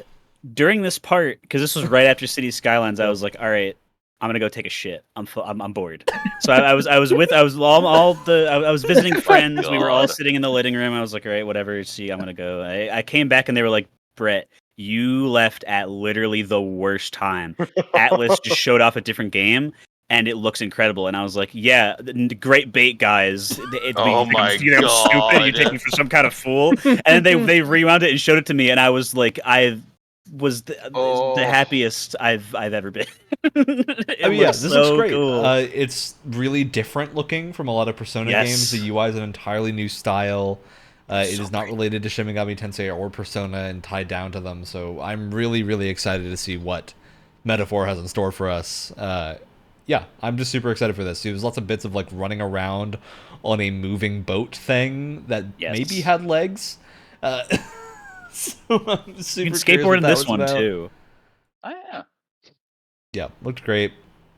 Towerborn showed up, which is a game about defending from monsters, I guess, but there's not a ton more detail on this. The art style looks good. I think this looks really interesting in terms of how this plays, but I'm curious how it's going to feel, just because, it looks almost like a beat-em-up-y thing, so...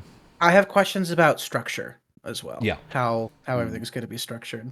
Because it kind of looks like it's like a left to right scrolling, but then there's moments where you walk down. So is it there's also bits where it zooms out. There's a bunch of hexagons, so maybe you're picking a hex to go attack or something. Yeah, it's like, do you move in like 4 directions or 8 directions, or is it just like left? Well, there's definitely bits where they move up and down. So I think we know you move in different directions, but the levels look to be like side scrolling. It's from the Banner Saga devs, so I'm betting this game's going to be good behind Stoic. They have a pretty good track record. They've got a good track record. I think this is like a hard game to show off. Yeah. All right. Moving on to In Exile, coming out swinging with it looks almost like a sequel to BioShock Infinite. I mean, oh yeah, the very oh god, what's the name of the Clockwork town? Revolution. I was doing a bit for Wyatt there. Thank you. Yep. We could not stop thinking about how it looks like BioShock Infinite. In There are Exile so many doing parallels. Clockwork Revolution. You have the giant bird person replaced by the giant robotic gentleman flying at you. There's a lot of parallels. City, There's the whole 2-dimension thing going on. Just looking really lots fun. of stuff that looked very, very BioShock Infinite-y. However, In Exile is an RPG development company. All right, they made Wasteland 3 most recently, an extremely well-received game. And Brian Fargo saving the day on Twitter, revealing that Clockwork Revolution is not just a first-person shooter, it also has all the RPG trappings of every other In Exile game, from what he said. So this is a Clockwork Revolution setting first-person RPG. Sold. Good. That sounds awesome. That sounds interested awesome. now. I think that's incredibly cool. A lot of this trailer focused on the shooting and the gameplay, which looked fine, but it's okay, well, I've played BioShock Infinite. I don't necessarily need to. And then you hit me with, oh, it's also an RPG and you make all these decisions and stuff. And I go, oh yeah, I'll play that. So, I'm very ready to play this. And I love that the launch window thing said coming in due time as a ding to the thing, as a cheeky little way to be like, hey, we'll tell you the date when we're ready. And I think that's a great way to reveal it and be like, set expectations that, hey, the trailer looked really good. It's still probably a ways off. Yeah. No, it makes Which sense, is something when we get to the end of this show, that's something I kind of want to touch on a little bit. Yeah. But we'll keep moving for now. So we got a Xbox Series S with a terabyte SSD. That's 350. That was the big reveal. Looks fine. Then we kick into Starfield. All right, so the Starfield Direct showed off a lot of stuff that I think is hitting a lot of people's things. They showed more of character creation and traits and how effective they are. And we got the greatest moment of any game showcase ever, which is the adoring fan returning. He's back! Look, I went you're the best. afterwards and watched other people's reactions to this thing just to see what they thought when the adoring fan happened. And nothing can state my disappointment more than when the few people who didn't know what it was just didn't react to it. And I was just like, oh. Shameful. fan. And then seeing the people that of course knew what it was and were losing their minds. It's super funny. Love that. Love the cheekiness about kicking him off a mountain, except with a shotgun this time. He was let's go on our next adventure. Yeah, I love the idea of traits to be a thing to mix up how your character is playing a little bit of hey, maybe you'll get occasionally attacked during another mission. Maybe you'll have an adoring fan running around. And we saw there's gonna be so many Oblivion references.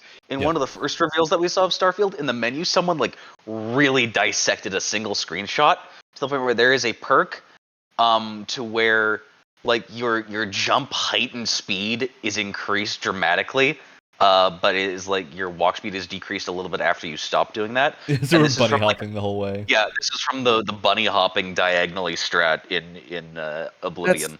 That's so cute. I love that. Yeah, I just love how that was done. Yeah, no, I mean, one thing that I said, I think several times during this entire presentation was, Todd, you're saying all the right things, and weirdly enough, that makes me kind of nervous. It makes me Yeah. nervous, but the thing is here, they were showing the right things too, which is typically what Yeah. Bethesda doesn't do. So yeah, I'm temper expectations. There's gonna be a lot of bugs. It's a Bethesda game. I think what they're aiming can't for wait to find here them. is not that there won't be bugs, but more that the foundation they're setting seems to be capable of doing a lot more than in the past, which is really exciting. New Atlantis looks big, and apparently New Atlantis has a subway system, which is great to hear. That's cool. I think one thing I did get from New Atlantis and a lot of the cities is outside the immediate hub. I think it's going to be a little empty feeling. Yeah, I think that's Probably. Like kind there's of a never going to be sacrifice the that we have thing. to accept.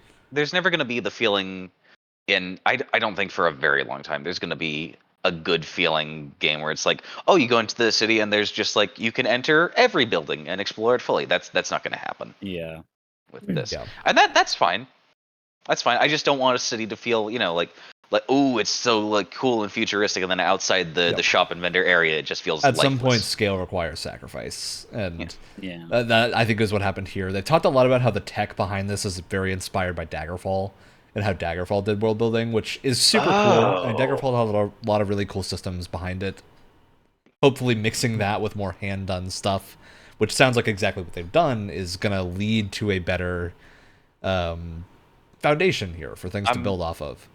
I'm so happy they seem to be going away from the oversimplification. Yeah, of, and I like that they confirmed exploration is different. Todd flat out was like, yeah, you're going to explore differently in this game because you're exploring at a scale that we've never done before, and they're planets that are not going to be filled with things all the way everywhere. You're going to land at a place, and that place will have a few things to do nearby, and you can go take off and land somewhere else and see other stuff to do.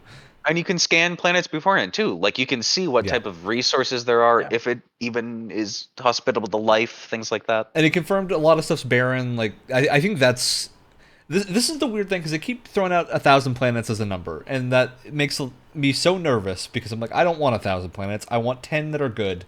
And I think what he's trying to do by talking about how many barren planets are and stuff is to say like these are areas to explore if you want to. They're not where you're going to spend most of your time. Like expect that they're here to establish scale and not be primary things to do. And like Ryan and I have said before, having a bunch of barren planets is actually, I don't see that as a negative at all, because as long as we know that they're barren from the start. Yeah. And the thing is that they're being very clear about that, which is good. Yeah. They're not saying that every single planet's going to be filled with like a main quest and tons of things to do. They're being very upfront about that, which I think what that tells me, and I don't know if you guys agree, but what that tells me is that they're like, yeah, these planets are here. They have some resources if you want to. These can be used for mods.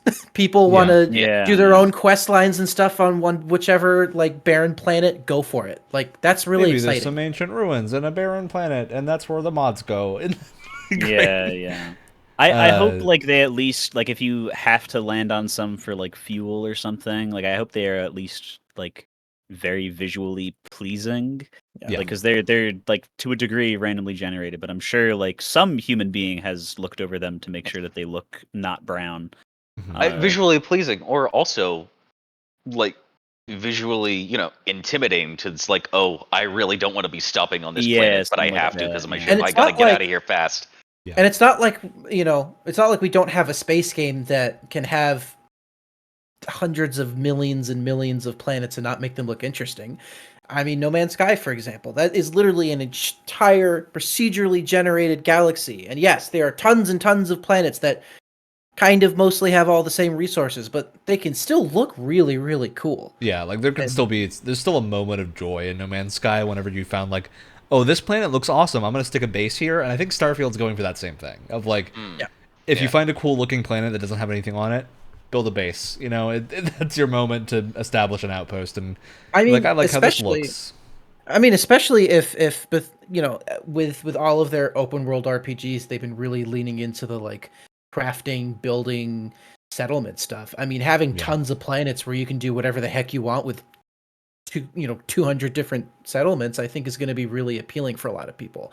And it's a way for them to have a lot of that settlement building stuff without it getting in the way of the main story like it did with Fallout 4, for example. Yeah, like not having the constantly settlements needing defense and whatnot. Just make them a little bit more tertiary so they're optional, and I can engage with them as much as I want to, and that feels like a really good thing to do. I like that they confirmed, hey, if you don't want to build a ship, you can just steal or like kill a pirate ship and then board it and then take their ship over. Which is cool. Like you can upgrade stuff by doing that instead of building your own, which is great for players that don't like that. Why would you? Oh, sorry, I thought we were talking about the ship combat type stuff. Yeah, we can talk about the ship combat. Well, the first thing is like you can turn every ship into scrap. I'm just like, you could do that, or you can board them and take it over from the inside, because I'm sure they sell for more. Alex, when you they know what come this is back cemented? whole. I think this might be the first game where I actually do like a quote-unquote evil playthrough from the start. I'm going piracy the whole time. Like, I want to be able to board a ship and intimidate someone. I think piracy is going to be my second playthrough. First playthrough, 100% space monk. Oh yeah. See, I want to use that sold to hand-to-hand me space magic. in this presentation. They sold to me the concept of a space cowboy, which means I'm not going to be doing anything else other than being a cool space cowboy. Like, they sold so much in this trailer. Like, this is really the thing about why this Starfield Direct is getting so talked about. They confirmed so many cool things. We got a lot of info about like the different cities. We got info about Neon, which is like the cool cyberpunky city setting that apparently was a fishing colony. Super cool. We got info about companions, and there's a bunch of them, and you can romance them, and like all the stuff that people wanted is there. It looks like it's taking a very Fallout approach to companions, which is actually, I think, a good thing, because Elder Scrolls companions are typically not as fleshed out as it looks like these characters are. So yeah, I'm excited about that. I'm super excited for modding potential, because I think the audience for space games tend to be people that are pretty into technical stuff and are capable modders. Like, you can play X4 has an entire mod that just replaces the galaxy with a Star Wars conversion. Because, oh my god, they did that. So I'm excited to see people attempt things of that scale. It just wacky stuff happening. I'm sure it's going to be super fun to play. I'm also liking the look of combat. Not that it's going to be like the greatest combat system that we get this year, but you know what? I think it's going to be perfectly good enough for what this game is, and that's all it needs to be. Yeah, it looks like actually I think a lot of fun. Genuine, like flying around a jetpack and either first or third person, both looking like equally good and like stable. I like the biggest thing for me is that I love him, but I was sitting next to a big old grumpy pants. That when he doesn't like something, you will know it, because he'll just be making fun of it the whole entire time. And it's funny, but like it was like it was amazing to see the real time gradient during the Starfield thing of. We'll probably stop watching this after like 10 minutes to having watched the whole thing and being like, okay, I'm going to consider buying that game. I was on the fence too, and now I'm like fully sold. Like they didn't say you could do this, but they listed pretty much all the individual steps of taming and becoming friends with a space dinosaur, putting it into a box and throwing it into the sun. And I want to do that. I don't care if it takes me 60 hours to do that. I want to know that can be done. I want to make a big ship in the shape of whatever Voltron monstrosity that one guy made, where it just went up and forward without moving anything. And I want to throw a dinosaur into the sun. That was another thing, was that they were talking in the last presentation. They were talking about ship customization, and I think it went way further than any of us were expecting. Yes, this takes it even further than either of us. Than any of us. You can upgrade if you don't want to engage too much with it. You can just upgrade your parts in place and not replace the look of your ship. So you can if you don't want to build a new ship but you want new guns, you can replace just the guns and they'll stay where they are, and you can just upgrade them. You can upgrade your hulls and stuff, and that way you're not having to redo your ship design. Or you can say screw it and redo everything whenever you want, which is great. And you can store more than one ship, which is excellent. Yep. I do hope we get the ability to name absolutely. Ship, though, you can see names in the center of the screen. Okay. I thought they were like pre-generated or stuff that you would have. You've got to be able to edit those for sure. would Yeah, hope to I'm God. imagining some insane stuff. Because I know in homage of like Elder Scrolls stuff, I'm gonna be naming my first one the Balmora. Oh, nice. Yeah, tons of fun stuff here. And then making it shaped like a brick. Yeah, I think Starfield is shaping up to be hopefully a stable enough launch, which I think is really all we can hope for. And maybe a Game of the Year contender. Like, I think that's the upper scale. Is I've stopped worrying that it's going to be really bad, and I've started worrying that it's not going to function, or that it's going to be Game of the Year. And I think that's a good spot to be in. They showed some cool peripherals and a cool collector's edition that comes with a smartwatch. Not for me, but I'm sure many people will enjoy the smartwatch. But what was for me is the Starfield controller, which looks really good. My God, he has it already. Listen. I probably. And then the back is so pretty. Listen, I probably won't get it, but that is really cool. That looks. Welcome to Constellation. Triggers they kept. That's so cool. It's neat. Yeah, super good controller. Love the aesthetic of this. Love that. It's also one of the only games on Game Pass that I'm actively considering just buying a copy of it. Yeah. Which is bizarre, but I kind of want a Steam copy of this game. So, yeah, I think Starfield shaping up well. Let's move on. Agreed. Plus, hey, we're getting a Bethesda game where their character models don't look like weird gremlins. So that's cool. That's impressive. Aside from the adoring fan, who I'm sure was meant to look like that. I'm sure. Otherwise, you wouldn't recognize him. Yeah, I am positive that the Monster Factory people will have a field day. Absolutely. Now I do know that we have a lot of other things to get to, but I wanna say this real quick. Yeah, if we look at the list of games that this presentation has, right? I think almost everything on here looks great, and I think overall this was probably one of the strongest presentations that we've gotten. I think it was really well done. Yeah. Here's the thing, though. I'm looking at a list here. Fable, no release date yet. South of Midnight, no release date. Star Wars Outlaws, 2024. 33 Immortals, 2024. All of the major things that they're showing off here don't even come out this year except for Starfield. And to be fair, if anything else were to come out this year, it might get slaughtered just because of how many other games there are. I understand, but it's not a great, especially with the situation that Microsoft is in at the moment. Yeah, it's not a great look to have a presentation with admittedly really good looking projects that a good 70-80% of them aren't even coming out this year. And that's not mentioning the games that weren't here. Wyatt, I'm going to add a name to this list of games that didn't show up. So a year ago, Xbox did a show saying that everything shown here is going to be available within a year. Where is Hollow Knight Silksong? I still have that game on my Fantasy Critic in my lineup. I haven't heard. I'm getting real worried. Last year was shown at the Xbox show. I feel like if you were going to show it off again, this was the place.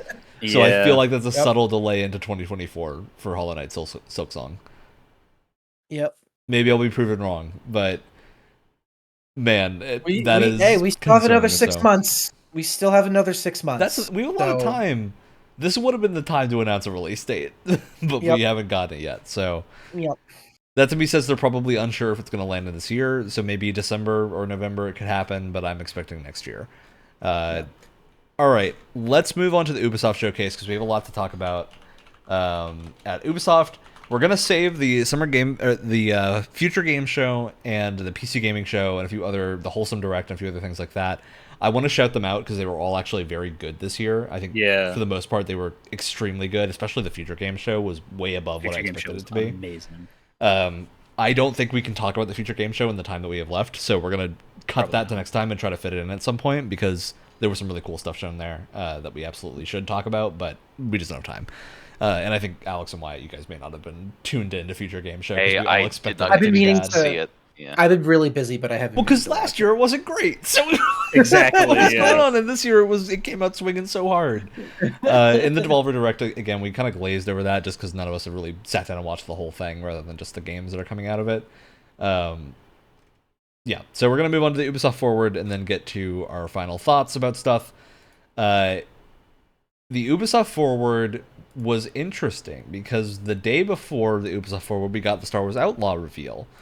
And they were like, hey, we're going to talk about this tomorrow, which I think was a really good way to do a CGI reveal for a game. Because then it doesn't sting that there's no gameplay, because they're like, hey, we're going to do it at the show tomorrow. And it's a good way to give viewership to your show. Yeah, like I said, or like I was about to say, it drums up a lot of hype for your own show. Hey, Capcom, hi, you taking notes? Well, you have a CG trailer in another show. And you know what? We'll see. This is why we're not going to talk about the Capcom show, because the Capcom show was nothing. They showed nothing. We got some Exoprimal stuff. Yeah, I was watching, when I watched it back, I was watching Yang Ye's commentary over it, and he said it perfectly that this showcase could have been an email, it was a meeting. And I agree, because they showed almost nothing new at all. And it was worthless. Updates about stuff, but almost none of them had new footage. Like, we got a Dragon's Dogma update, but a lot of it was just like going through stuff that we already knew. Yeah. And it's interesting. It's weird. Because that's what Ubisoft was 365 days ago. Yep.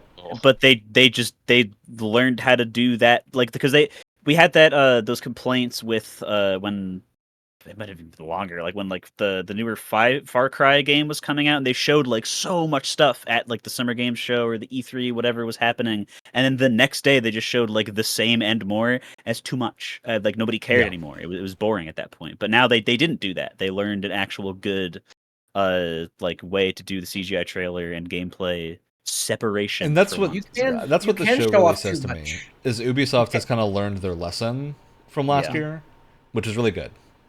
Mm-hmm. You can show off too much of a game before release. That is possible. I think it's a fine line to walk. Like, the reason Starfield got away with it is Starfield's complicated, right? Yeah. Yes, there's a lot to talk about there, and I think more often than not, it's on the other end of the spectrum where we don't get enough information before a game comes out because for whatever reason. But it does happen from time to time where you get too much of something, and you're like, okay, I'm done. I remember we were saying similar things about Deathloop, where it's like, okay, we've seen this a lot. Yes. We got it. Move on. Yep. All right. Let's move on to our actual stuff here. So Avatar Frontiers of Pandora got a big showcase. It is a Avatar Far Cry game. That's 100% what this game is. With that. You know what? I'm fine with that. I think it's fine. Yeah, I'm kind of with you at this point, because there was a bit where someone loaded up an explosive bow and then shot a thing out of the sky, and I was like, all right, that was pretty cool. I don't think this is going to convince me to buy this game at launch or anytime near launch, but I probably will play it at some point. Like, this is coming on December 7th, so it is this year, just barely. It looked good. Like, nothing here is, like, raising red alarms to me. A lot of it is just, I don't know, first person for an Avatar game is weird to me, because this is a setting that really Don't you want to see the blue people? I would love to see the acrobatics that my character's doing. It does look like when you're on a creature, it is in third person, so it does look like it zooms out. And I am more a fan of first person gunplay, so I'm not. It's a hard thing to describe, because I don't actually think from a gameplay side it's a bad thing. I think just perception wise, most people would think of a third person game when they think Avatar. Yeah, it looks fun. I'm not incredibly sold on this, because I don't think the story is going to be anything too interesting, and there's a lot of question marks about like what that's going to be. If it's really just kind of Far Cry, maybe that'll be fine. Maybe that's enough. But yeah, it is exactly what you would expect from an Ubisoft Avatar game. Like they really did not pull out any surprises at all. The only thing that worried me about this trailer is they kept showing the same shot, Wyatt. I'm curious if you noticed this too, of like the orange plants popping back into their stalks, but they kept showing it like repeately after each other. It was like the impressive environment thing. And I'm like, that can't be the only impressive environment thing you have.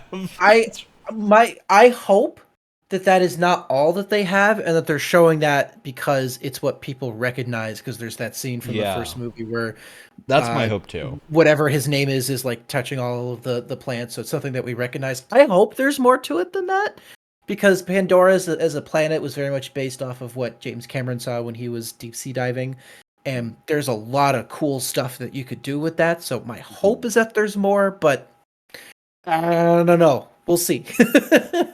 We'll see. Yep. All right, moving on to Prince of Persia: The Lost Crown. We alluded to this earlier as being impressive to us. This is a 2D Metroidvania Prince of Persia game, completely unrelated to the current remake going on of Sands of Time. This is its own thing. You're playing like a Kingsguard, basically, that is trying to rescue the prince. And yeah, this looks incredible. I was super happy with everything they showed for this. It looks like a really competent Metroidvania. Prince of Persia is a good setting to do a Metroidvania with because the old games were 2D, so it makes sense. That's the funny thing, is that a lot of people outing themselves as fake fans for saying that I can't believe they turned Prince of Persia into a 2D game. This sucks. This is not the 3D action series I remember. Whoopsie daisy, you're stupid and wrong. Like, and come now on, you're man. making it. And now you're making it clear to the entire it's, world. It's that live action Cat in the Hat meme. Yep. That'd be like if they did an You're not just isometric. dumb. That'd be like if they did an isometric Fallout game, and they're like, "Oh, I can't believe they turned Fallout into an isometric RPG." Oops. Whoopsie. Yeah, I mean, I love the music for this was really good too. They showed a lot of fast-paced like swordplay, which was crazy to see for a Metroidvania. Usually Metroidvanias have really simplistic combat, so if they're mixing in like the 3D era of Prince of Persia combat into this, I'm totally down for a more advanced 2D combat system. And I don't know if you guys agree with me, but every time I feel like Ubisoft does a project where they really rein in their scope, it actually shows how talented their developers actually are. Like Grow Home, or even their open world games like Immortals Phoenix Rising. Even that being an open world game, it's very restrained compared to other Ubisoft games, and it was so much better designed as a result of that. It's just they gotta whenever they rein in their scope, I think their projects turn out so much better. Yep. This is coming out in January, on January 18th, and yeah, this was super convincing for me. A great way to reveal this game and be like, hey, it's coming in 6 months, you can play it then. And I'm like, yeah, that sounds fun. I'm excited. All right, moving on to Assassin's Creed Mirage. We got actual gameplay. We got an extended showcase for this. Looks fun. Looks like it's going back to the original Assassin's Creed type stuff. Yeah, it looks Assassin's Creed-y. We've since had it confirmed the world size for this. They're comparing it, instead of to Valhalla and Odyssey, to AC Unity. They're aiming for the size of like the Paris and AC Unity, which makes sense to me. That's so much more encouraging than whatever they've been doing for the past while.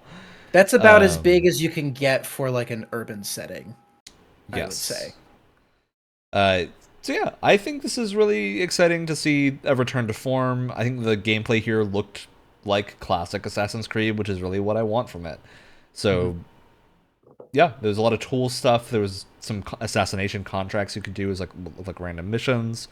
The color palette here was really phenomenal. Like they chose an era that they can do the classic Assassin's Creed colors, but they're really colorful and saturated, and like the setting of Baghdad is just super colorful and really entertaining to look at. So, and I think they also took a lot of the things that I actually thought were quite good from the newer Assassin's Creed games. Like I love the ability to like use your bird companion as essentially your like radar, Batman detective vision, and I think that's a really great kind of feature, and I like that they're updating that where you could be at like an enemy camper. If they see your bird, they can they have to try and shoot it out of the sky, so you have to take out archers first. They're taking a lot of things from modern games, from their modern entries, that I think still work quite well. Yep. All right, that's coming out in October, and yeah, it looks good. I think Assassin's Creed Mirage is shaping up to be more of a return to form, like they've actually built it as. So a lot of my worries are, not all of them, but a lot of them are kind of sinking back into the void. Assassin's Creed Nexus is VR Assassin's Creed. So you can play as Ezio, Cassandra, or Connor, and do some stealth assassinations in first person. Neat? Huh. Weird? To be honest, I don't know what to think of this. To be honest, when I heard the word Nexus, I got it confused with Assassin's Creed Infinity or Infinite or whatever that whole, which isn't being talked about, called. probably for good reasons. Probably. So yeah, it's a VR thing. It's MetaQuest 2 is going to be what's on, at least at first, so we'll see when that happens. We got an announcement of an Assassin's Creed mobile game, which is codenamed Jade. It is a Qin Dynasty, set in Qin Dynasty China, between the timeline-wise Odyssey and Origins. Looks fun. I don't know. It's a mobile game, so I'm not sure. Yeah. I mean, the gameplay hopefully- they showed here I thought- legitimately looked good, but I'm just not fond of playing this on a phone. Oh, I was gonna say, so I didn't see this. Is this one of this is by the way you're saying this doesn't sound like one of the 2D Assassin's Creed games. No, it's a 3D like Assassin's Creed game. Like I liked the 2D Assassin's Creed games. Those are fun little. there already is a Chronicles China, so there is a Yeah. China set Chronicles game. Yeah, what this actually is, I think we'll get more into as this actually comes out, but there's not a ton to talk about yet. Crew Motorfest is a crew game coming out That's in it. September. To be honest, I think I skipped this whole thing because I watched it after the fact. So I mean- didn't want to say anything, but I didn't watch a lot of this presentation. It's Motorfest. You can play the crew in the Motorfest. Whoa. Crew, I don't know. I enjoy the crew games, but they're... Hopefully this is better than the last one, because the second one was not great. So I would like this to be better, but at the same time, who knows? It's probably the same thing. Then was one of the most legendary showcases that I've ever seen. Captain Laserhawk, a Blood Dragon remix, got a trailer. And then it also got a really lengthy process of the director trying to, I guess, explain what's going on or something and make a bunch of jokes, but nobody was laughing. And it was really sad. Very sad. Oh my God. it was really hard to watch. Like I think I skipped through parts of it because it was too hard to watch for me. There were so many moments. Not even where saying that there was like a problem with it at all. It was just, man, I feel so bad for that man. 'Cause the audience there were did not clearly land. there were clearly parts where he stopped to wait for applause or laughter, and it was just like dead silent. Oh no.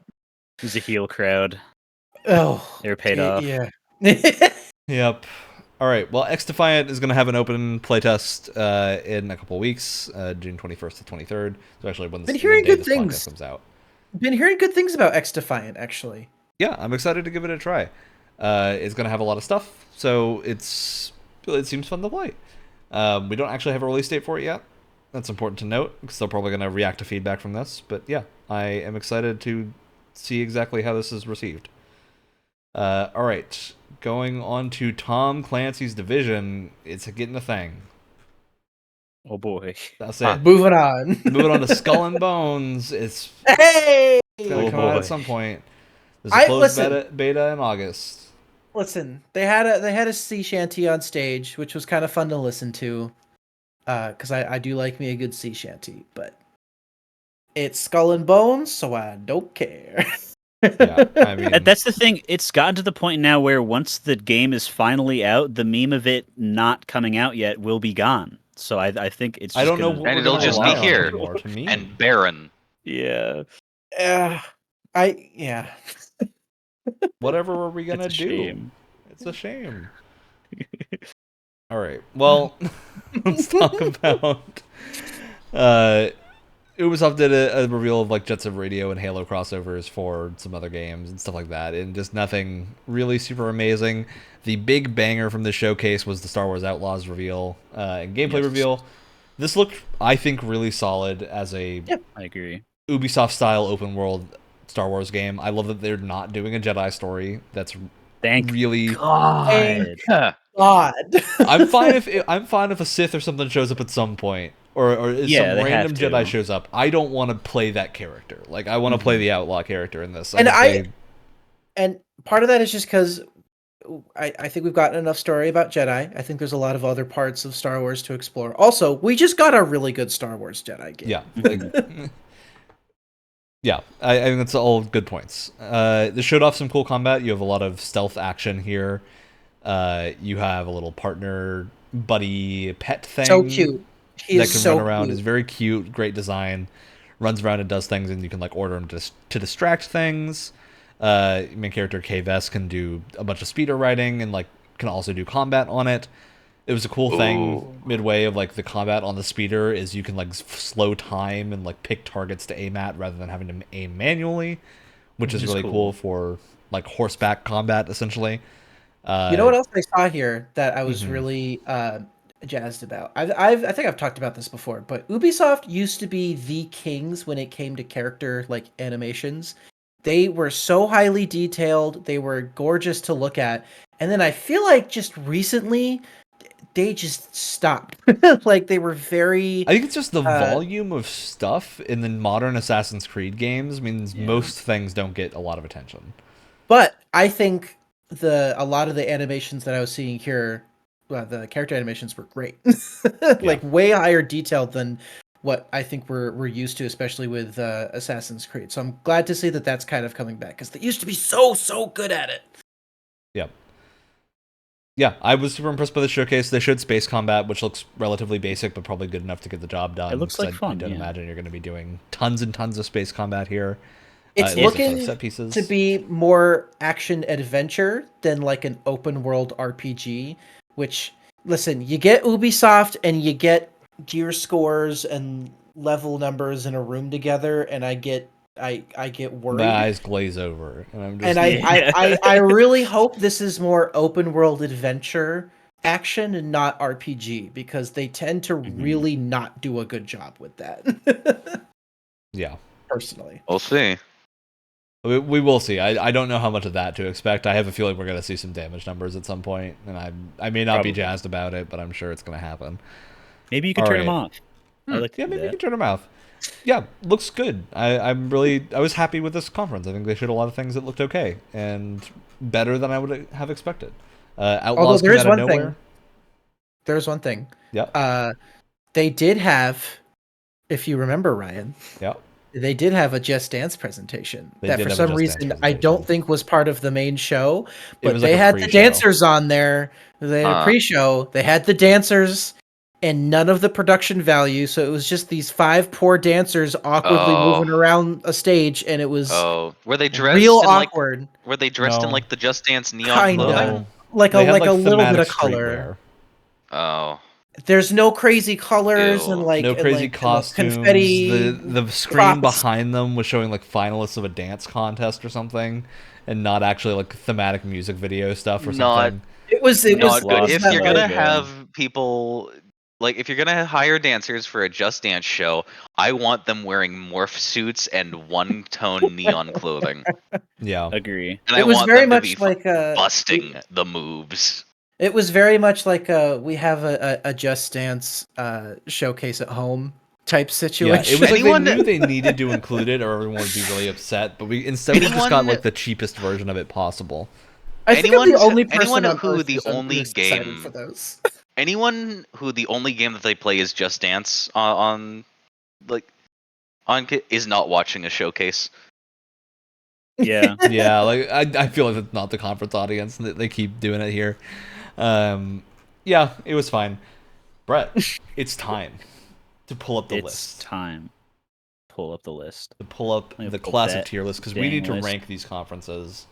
Yes. Do we want to? I mean, because they're here. Do we want to include the ones that we didn't talk about yet? Yes, we're going to include the ones that at least one of us have seen. The Starfield Direct is separate from Xbox. Yes, I did that just in case. But yeah, we got the slew of things that were vaguely important enough that we probably talked about them. And we have A, B, C, and F because D is a useless rank and didn't watch. Because this was originally supposed to be done individually, but now we're past that point. Yeah, we did talk about that and decided against it because it's more fun to do it in person and argue a little bit. So yes, I think the biggest thing here that we can all agree on is the Starfield Direct is top slot. Oh, absolutely. Yes. I can agree with that. I can agree because I think regardless of what else was shown, the Starfield Direct I think did such a good job of allaying fears about that game that it deserves the top spot. And they did a 40-minute showcase without it feeling like it was extraneous. There's that. Yeah. Also re-upping the hype and making Brett want to get the game. Yes, that's That's an impressive That's an accomplishment. Olympic Yeah. feat. Yeah. Me and another grumpier person both wanting to get the game. But no, that is a good point though, Ryan. Where it was what, like a 45-minute show on one Yeah. game, and how many presentations have we seen that are half the time or like 10 minutes less with multiple games, and they drag. It's really impressive. There are moments where like people will spend 10 minutes on a game on a show, and I'm like, I can't handle this. And this is after a whole hour of other stuff too, like immediately And after. the and I bizarre was thing too still is like the thing we intrigued. typically complain about is there's too much talking heads, but they did talking heads in the show, and it felt good because they talked Because for a they little were all, bit. and they were all excited about what they were They're all talking excited. about. They're all developers. Yes. They're talking about things that they liked, and it was really entertaining to watch. And the problem with talking heads like that is that typically they show a trailer, they show some gameplay or whatever, and then someone walks on stage and talks about literally what we just watched and adds nothing to the conversation. Instead, we got It's people not talking like about that. something we were about to see and giving us context of like the woman describing that she made a platypus ship, and then they show the platypus ship, and you're like, oh, that's cool that you can do that. was And like good. I'm like, that's great to see. It kind of, in a lot of ways, it harkens back to the attitude that I think a lot of people used to have with Bethesda, where it's like, oh, they're less of like a game developer, and they're more a bunch of like gamers that also can make games at the same time. Like, oh, they kind of feel like one of us, you know? Yeah. And I feel like Bethesda has kind of lost that perception, and I feel like this presentation brought that back a little bit, which I think was Especially, good to see. you know, that one guy who finds all the creepy things really cool, who is Yeah. pointing out the focus. Yeah. It's funny. Mhm. I don't know think what there's other one people other do. I thing- love him. I think there's one other thing that we can agree on, and I think we don't even need to talk about it. I think we could just put it down there. Yeah, I think you Because could just slot that Capcom showcase in F tier, and then we just move on. 'Cause yeah, didn't we're gonna need keep that. on trucking. Yeah. For sure. All right, PlayStation Showcase was the first show chronologically that I think we'll have a harder time deciding on.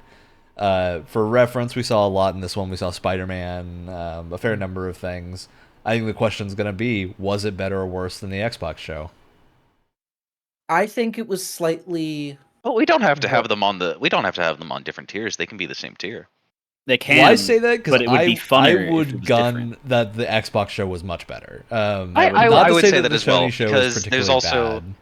Like there's nothing from the PlayStation Showcase that I think one had a demo, but like also the Xbox Showcase, there were multiple games here, like the Dungeons of Hinterberg or Jussaint, where I immediately downloaded the Jussaint demo. So and like no other game showcase made me do that. So I'm going to say A or one B word, Alex, and I want immediately. your immediate reaction to Mhm. foam stars. That's what I expected. So I think that for me is why the Xbox showcase didn't Yeah. have any duds. The Sony showcase had some Yeah. duds. Yeah. Yeah. Well, I had that whole Project Q question mark. The Project Q question mark, the whatever that space game was that didn't get talked about, Concord, and then Base game. That turned Marathon out- that just turned out to be like crushing a- us all. Oh It turned out to be like the a space. PvP thing. Oh, oh yeah, that's Yeah. right. I don't Yep. think the final shape reveal is enough to Now bring. the question is, B or it C up. tier? I Or think A tier? If you still feel A tier? don't I know. wanna put Sony Not A. in B. Personally, I want to put it in B because there were a lot of duds, but there were a lot of really heavy hitters that were Mhm. fun to The watch. Spider-Man I don't- showcase was really good. I'd say Spider-Man A, yeah. Showcase was very good. Metal Gear Solid Delta, dude, like that Metal Gear was Solid that's Delta was great. good. Yeah, Metal Gear, Spider-Man's being phenomenal, and we also got like that good gameplay bit too. Is that we're counting Yeah. that as part of the showcase? Yeah, I'll count that as Yeah, part of the yeah, showcase. might as well, yeah. And it's I and then I- wanna. Go ahead, Sorry. Alex. No, go while ahead. while the while the final shape reveal is cool, I don't think it's like enough to be like of a big bang part of the show. It's Yeah, I interesting need for to me know personally. what it will add to like me playing Destiny to really know where I would rank it. Like it was a cool Yeah. reveal, but at the same time, like we're again at the point of a cool reveal that I probably would have rather had in game than in a trailer. Yeah. That Bungie keeps doing so. They did it. They showed off Cade's alive the first chance they got. Slap So it they in showed B off for that he was Bungo. dead the first chance they got. got. I wanna B for put it. Bungo, yeah.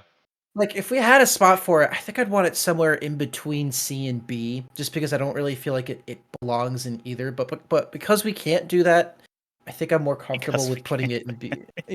Because we can't do that. Oh, because we can't do that. You call it right C and a half. Put it in P for PlayStation. It's C.5. C.5 is a good one. It's Love C.5. C.5. Oh right. I think we can throw the PC gaming show into didn't watch because I don't think any of us watched this one. PC No, gaming I show. flipped I through also it. don't recall anything from the future game show, really. I'm gonna fight for the Besides future what- game show. I'm gonna fight for the future Yeah. game show too. I think the future game show was really good and should at It was least one that be I in didn't B watch tier. and only caught some things from separately. Yeah, I want to put this in B because I feel like we could have a whole episode just talking about the things that I liked from the future game show. I'll say the thing keeping it from A for me is they showed a dinosaur game at the start and then they cut the trailer off at the peak of the music and didn't show the name of the game, and that's pretty big. That's What? a pretty big Yeah. mistake to me. What? Yeah, agree. Which has happened more than once with future game show. Like the rest of the show ran pretty flawlessly, but that one trailer, like they cut it off before they talked about what the game was, and then just nobody talked and mentioned the name of the game. So I don't know what to expect because they just didn't show it. Yep. I feel like the Ubisoft Very Forward sad. was a classic C tier presentation. Yeah. Yeah, I feel like because there was, I mean, we mentioned how often Enough live action blunders and talking heads.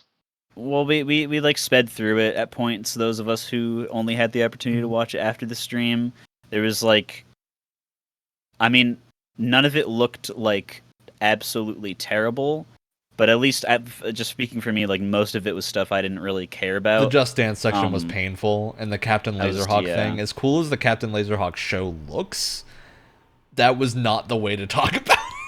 No. And I think any time you put Skull and Bones in your presentation, that automatically bumps it down. The fact that I a keep spot. forgetting that Skull Yeah. and Bones was in that presentation is bad. Yeah. And yeah, there's a lot of boy. stuff about that. I would also put Summer Games Fest at a C, to be honest. I Yeah, would 'cause maybe there say wasn't- C.5. I can make an argument for both because I wasn't like wowed by like nothing like blew my socks off. Like there wasn't a Metal Gear thing or a Persona like level of like thing, but I wasn't like bored to tears like I usually am during the like parts of the Jeff Keighley shows. I mean, I literally And started we gotta this by remember saying we that D got the was a Prince of useless Persia tier. reveal in this. We got the Yes. the Spider-Man 2 got the release date in this showcase. Mhm. 7 Rebirth got shown off here. I think it was a lot of like Nicolas really Cage was heavy there. hitters. Yeah. And he seemed into it. He That's didn't great. just seem like he wandered onto the stage. John Thank God for that Carpenter's Toxic 2.5. Commando. I mean, Yeah.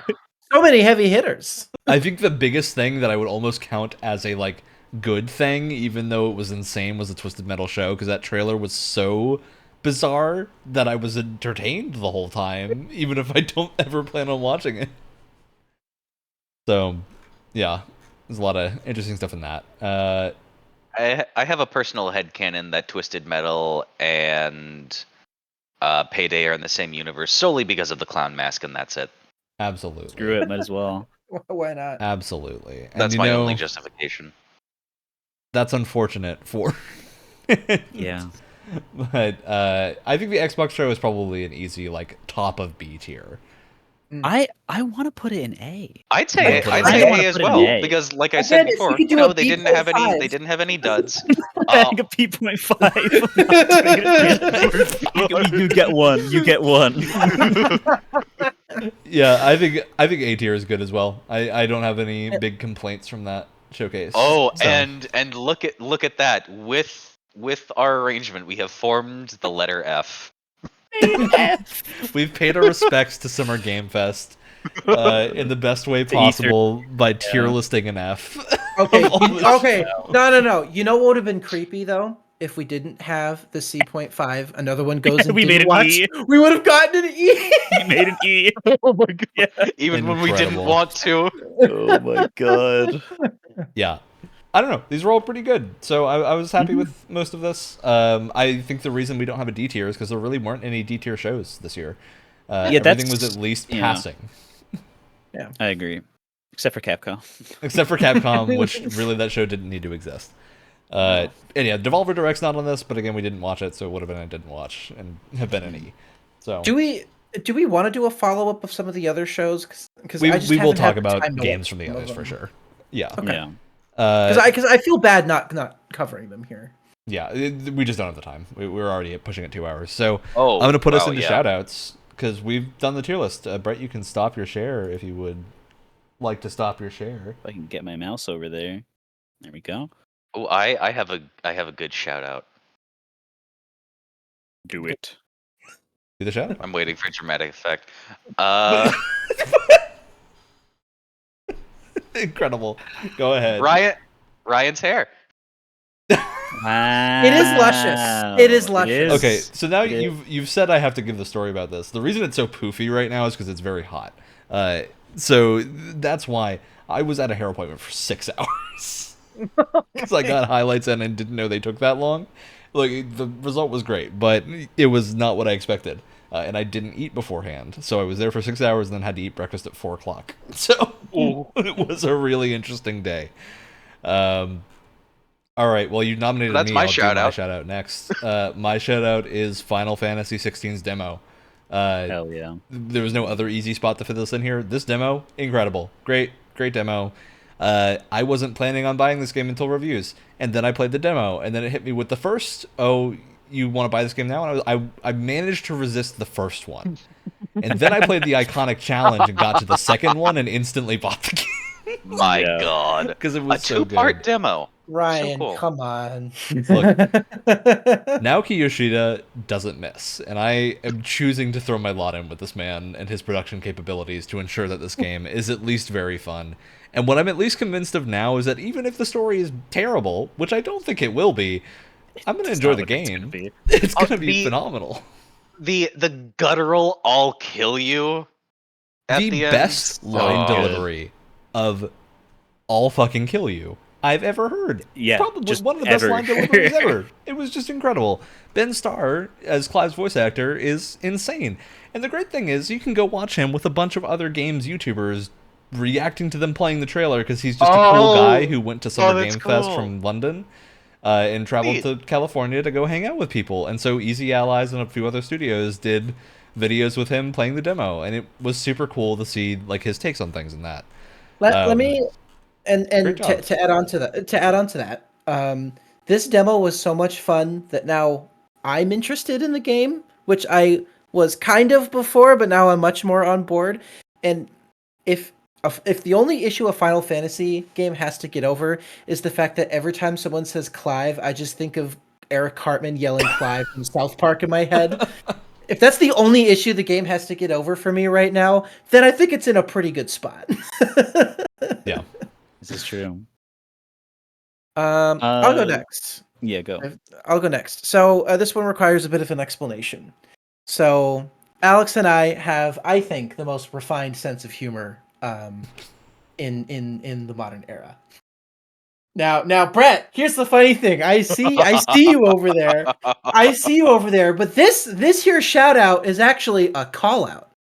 You hate our sense of humor, and it makes you sad every single day. But might I pull up general chat a little while ago, where Oh yes. where y'all I couldn't make it, unfortunately, but y'all wanted to play some BattleBit, which I've heard is a pretty fun game. And so Ryan and Alex are like, yeah, I'll be there in a bit, I'm making dinner, and then Brett comes in and says, I'll be home in a parentheses BattleBit. You should. I forget what it was, but while we were playing too, I made probably I can't remember what it was. I made probably one of the most well thought out and best puns of my entire life, and nobody laughed. And I forgot what it was, but I remember thinking that wow, that was smart, and I did not write it down or anything, and it's just gone. Oh my! I don't know what was wrong with me. That's All I why. can That's why say- punning is a beautiful art form, because you All make I so can many. They're just gone with the wind. All I can say, Brett, is welcome. I'm You're part so of. You're one of us horrified now. to be here. You can't Part go of the back. ship, part of the crew. Agony. Right, now it's your turn. You got to follow that up. You can't hide. Well, it's Shout out. listen. It's gonna be a very basic shout out because this is probably like the 80th time I've shouted out Witch from Mercury, but it's the show's fault because the episodes come out on Sunday. So I watch them and then I go to work and then I come back here and it's still fresh on my mind that god damn it, these space lesbians keep toying with my heart and they make me feel things. How dare And this they, time, it was perfect. It was the best episode of anything ever. We have can't wait reached to listen to levels. this show. God. We've reached levels of Kino that have not been surpassed by any other media. I'm so before. excited for Thursday. We they start referencing the thing about Gundam is that there's a million different installments, but once you have watched most of them, you start getting like rewarded like it's like an investment or something. Like you've let the wine age for 30 years and now it's aired out and you can enjoy all the tannins and all the stupid mecha bullshit that's in this gigantic horrible franchise of dumb stuff. It's giving off notes and- of Plastic Runner. Exactly. I feel like I've been inhaling plastic fumes because I've been thinking about the fact that they've referenced like 4 of the other shows in one episode in ways that made me very happy. Right. It's very good. Can't wait. Wow. Well, with that said, we're at the end of the show. We're gonna be back next week, doing some inane thing. I think that we're gonna try to do the Game Pass Games Club next week on Saturday instead of Sunday because guess what? WrestleCast stuff throwing in again, Yes. bizarrely because there's 2 pay-per-views back to back. Could be great. Hey, CM Punk returned. That was wild. Didn't watch it. Fuck off my Probably show. need I to. didn't watch it either.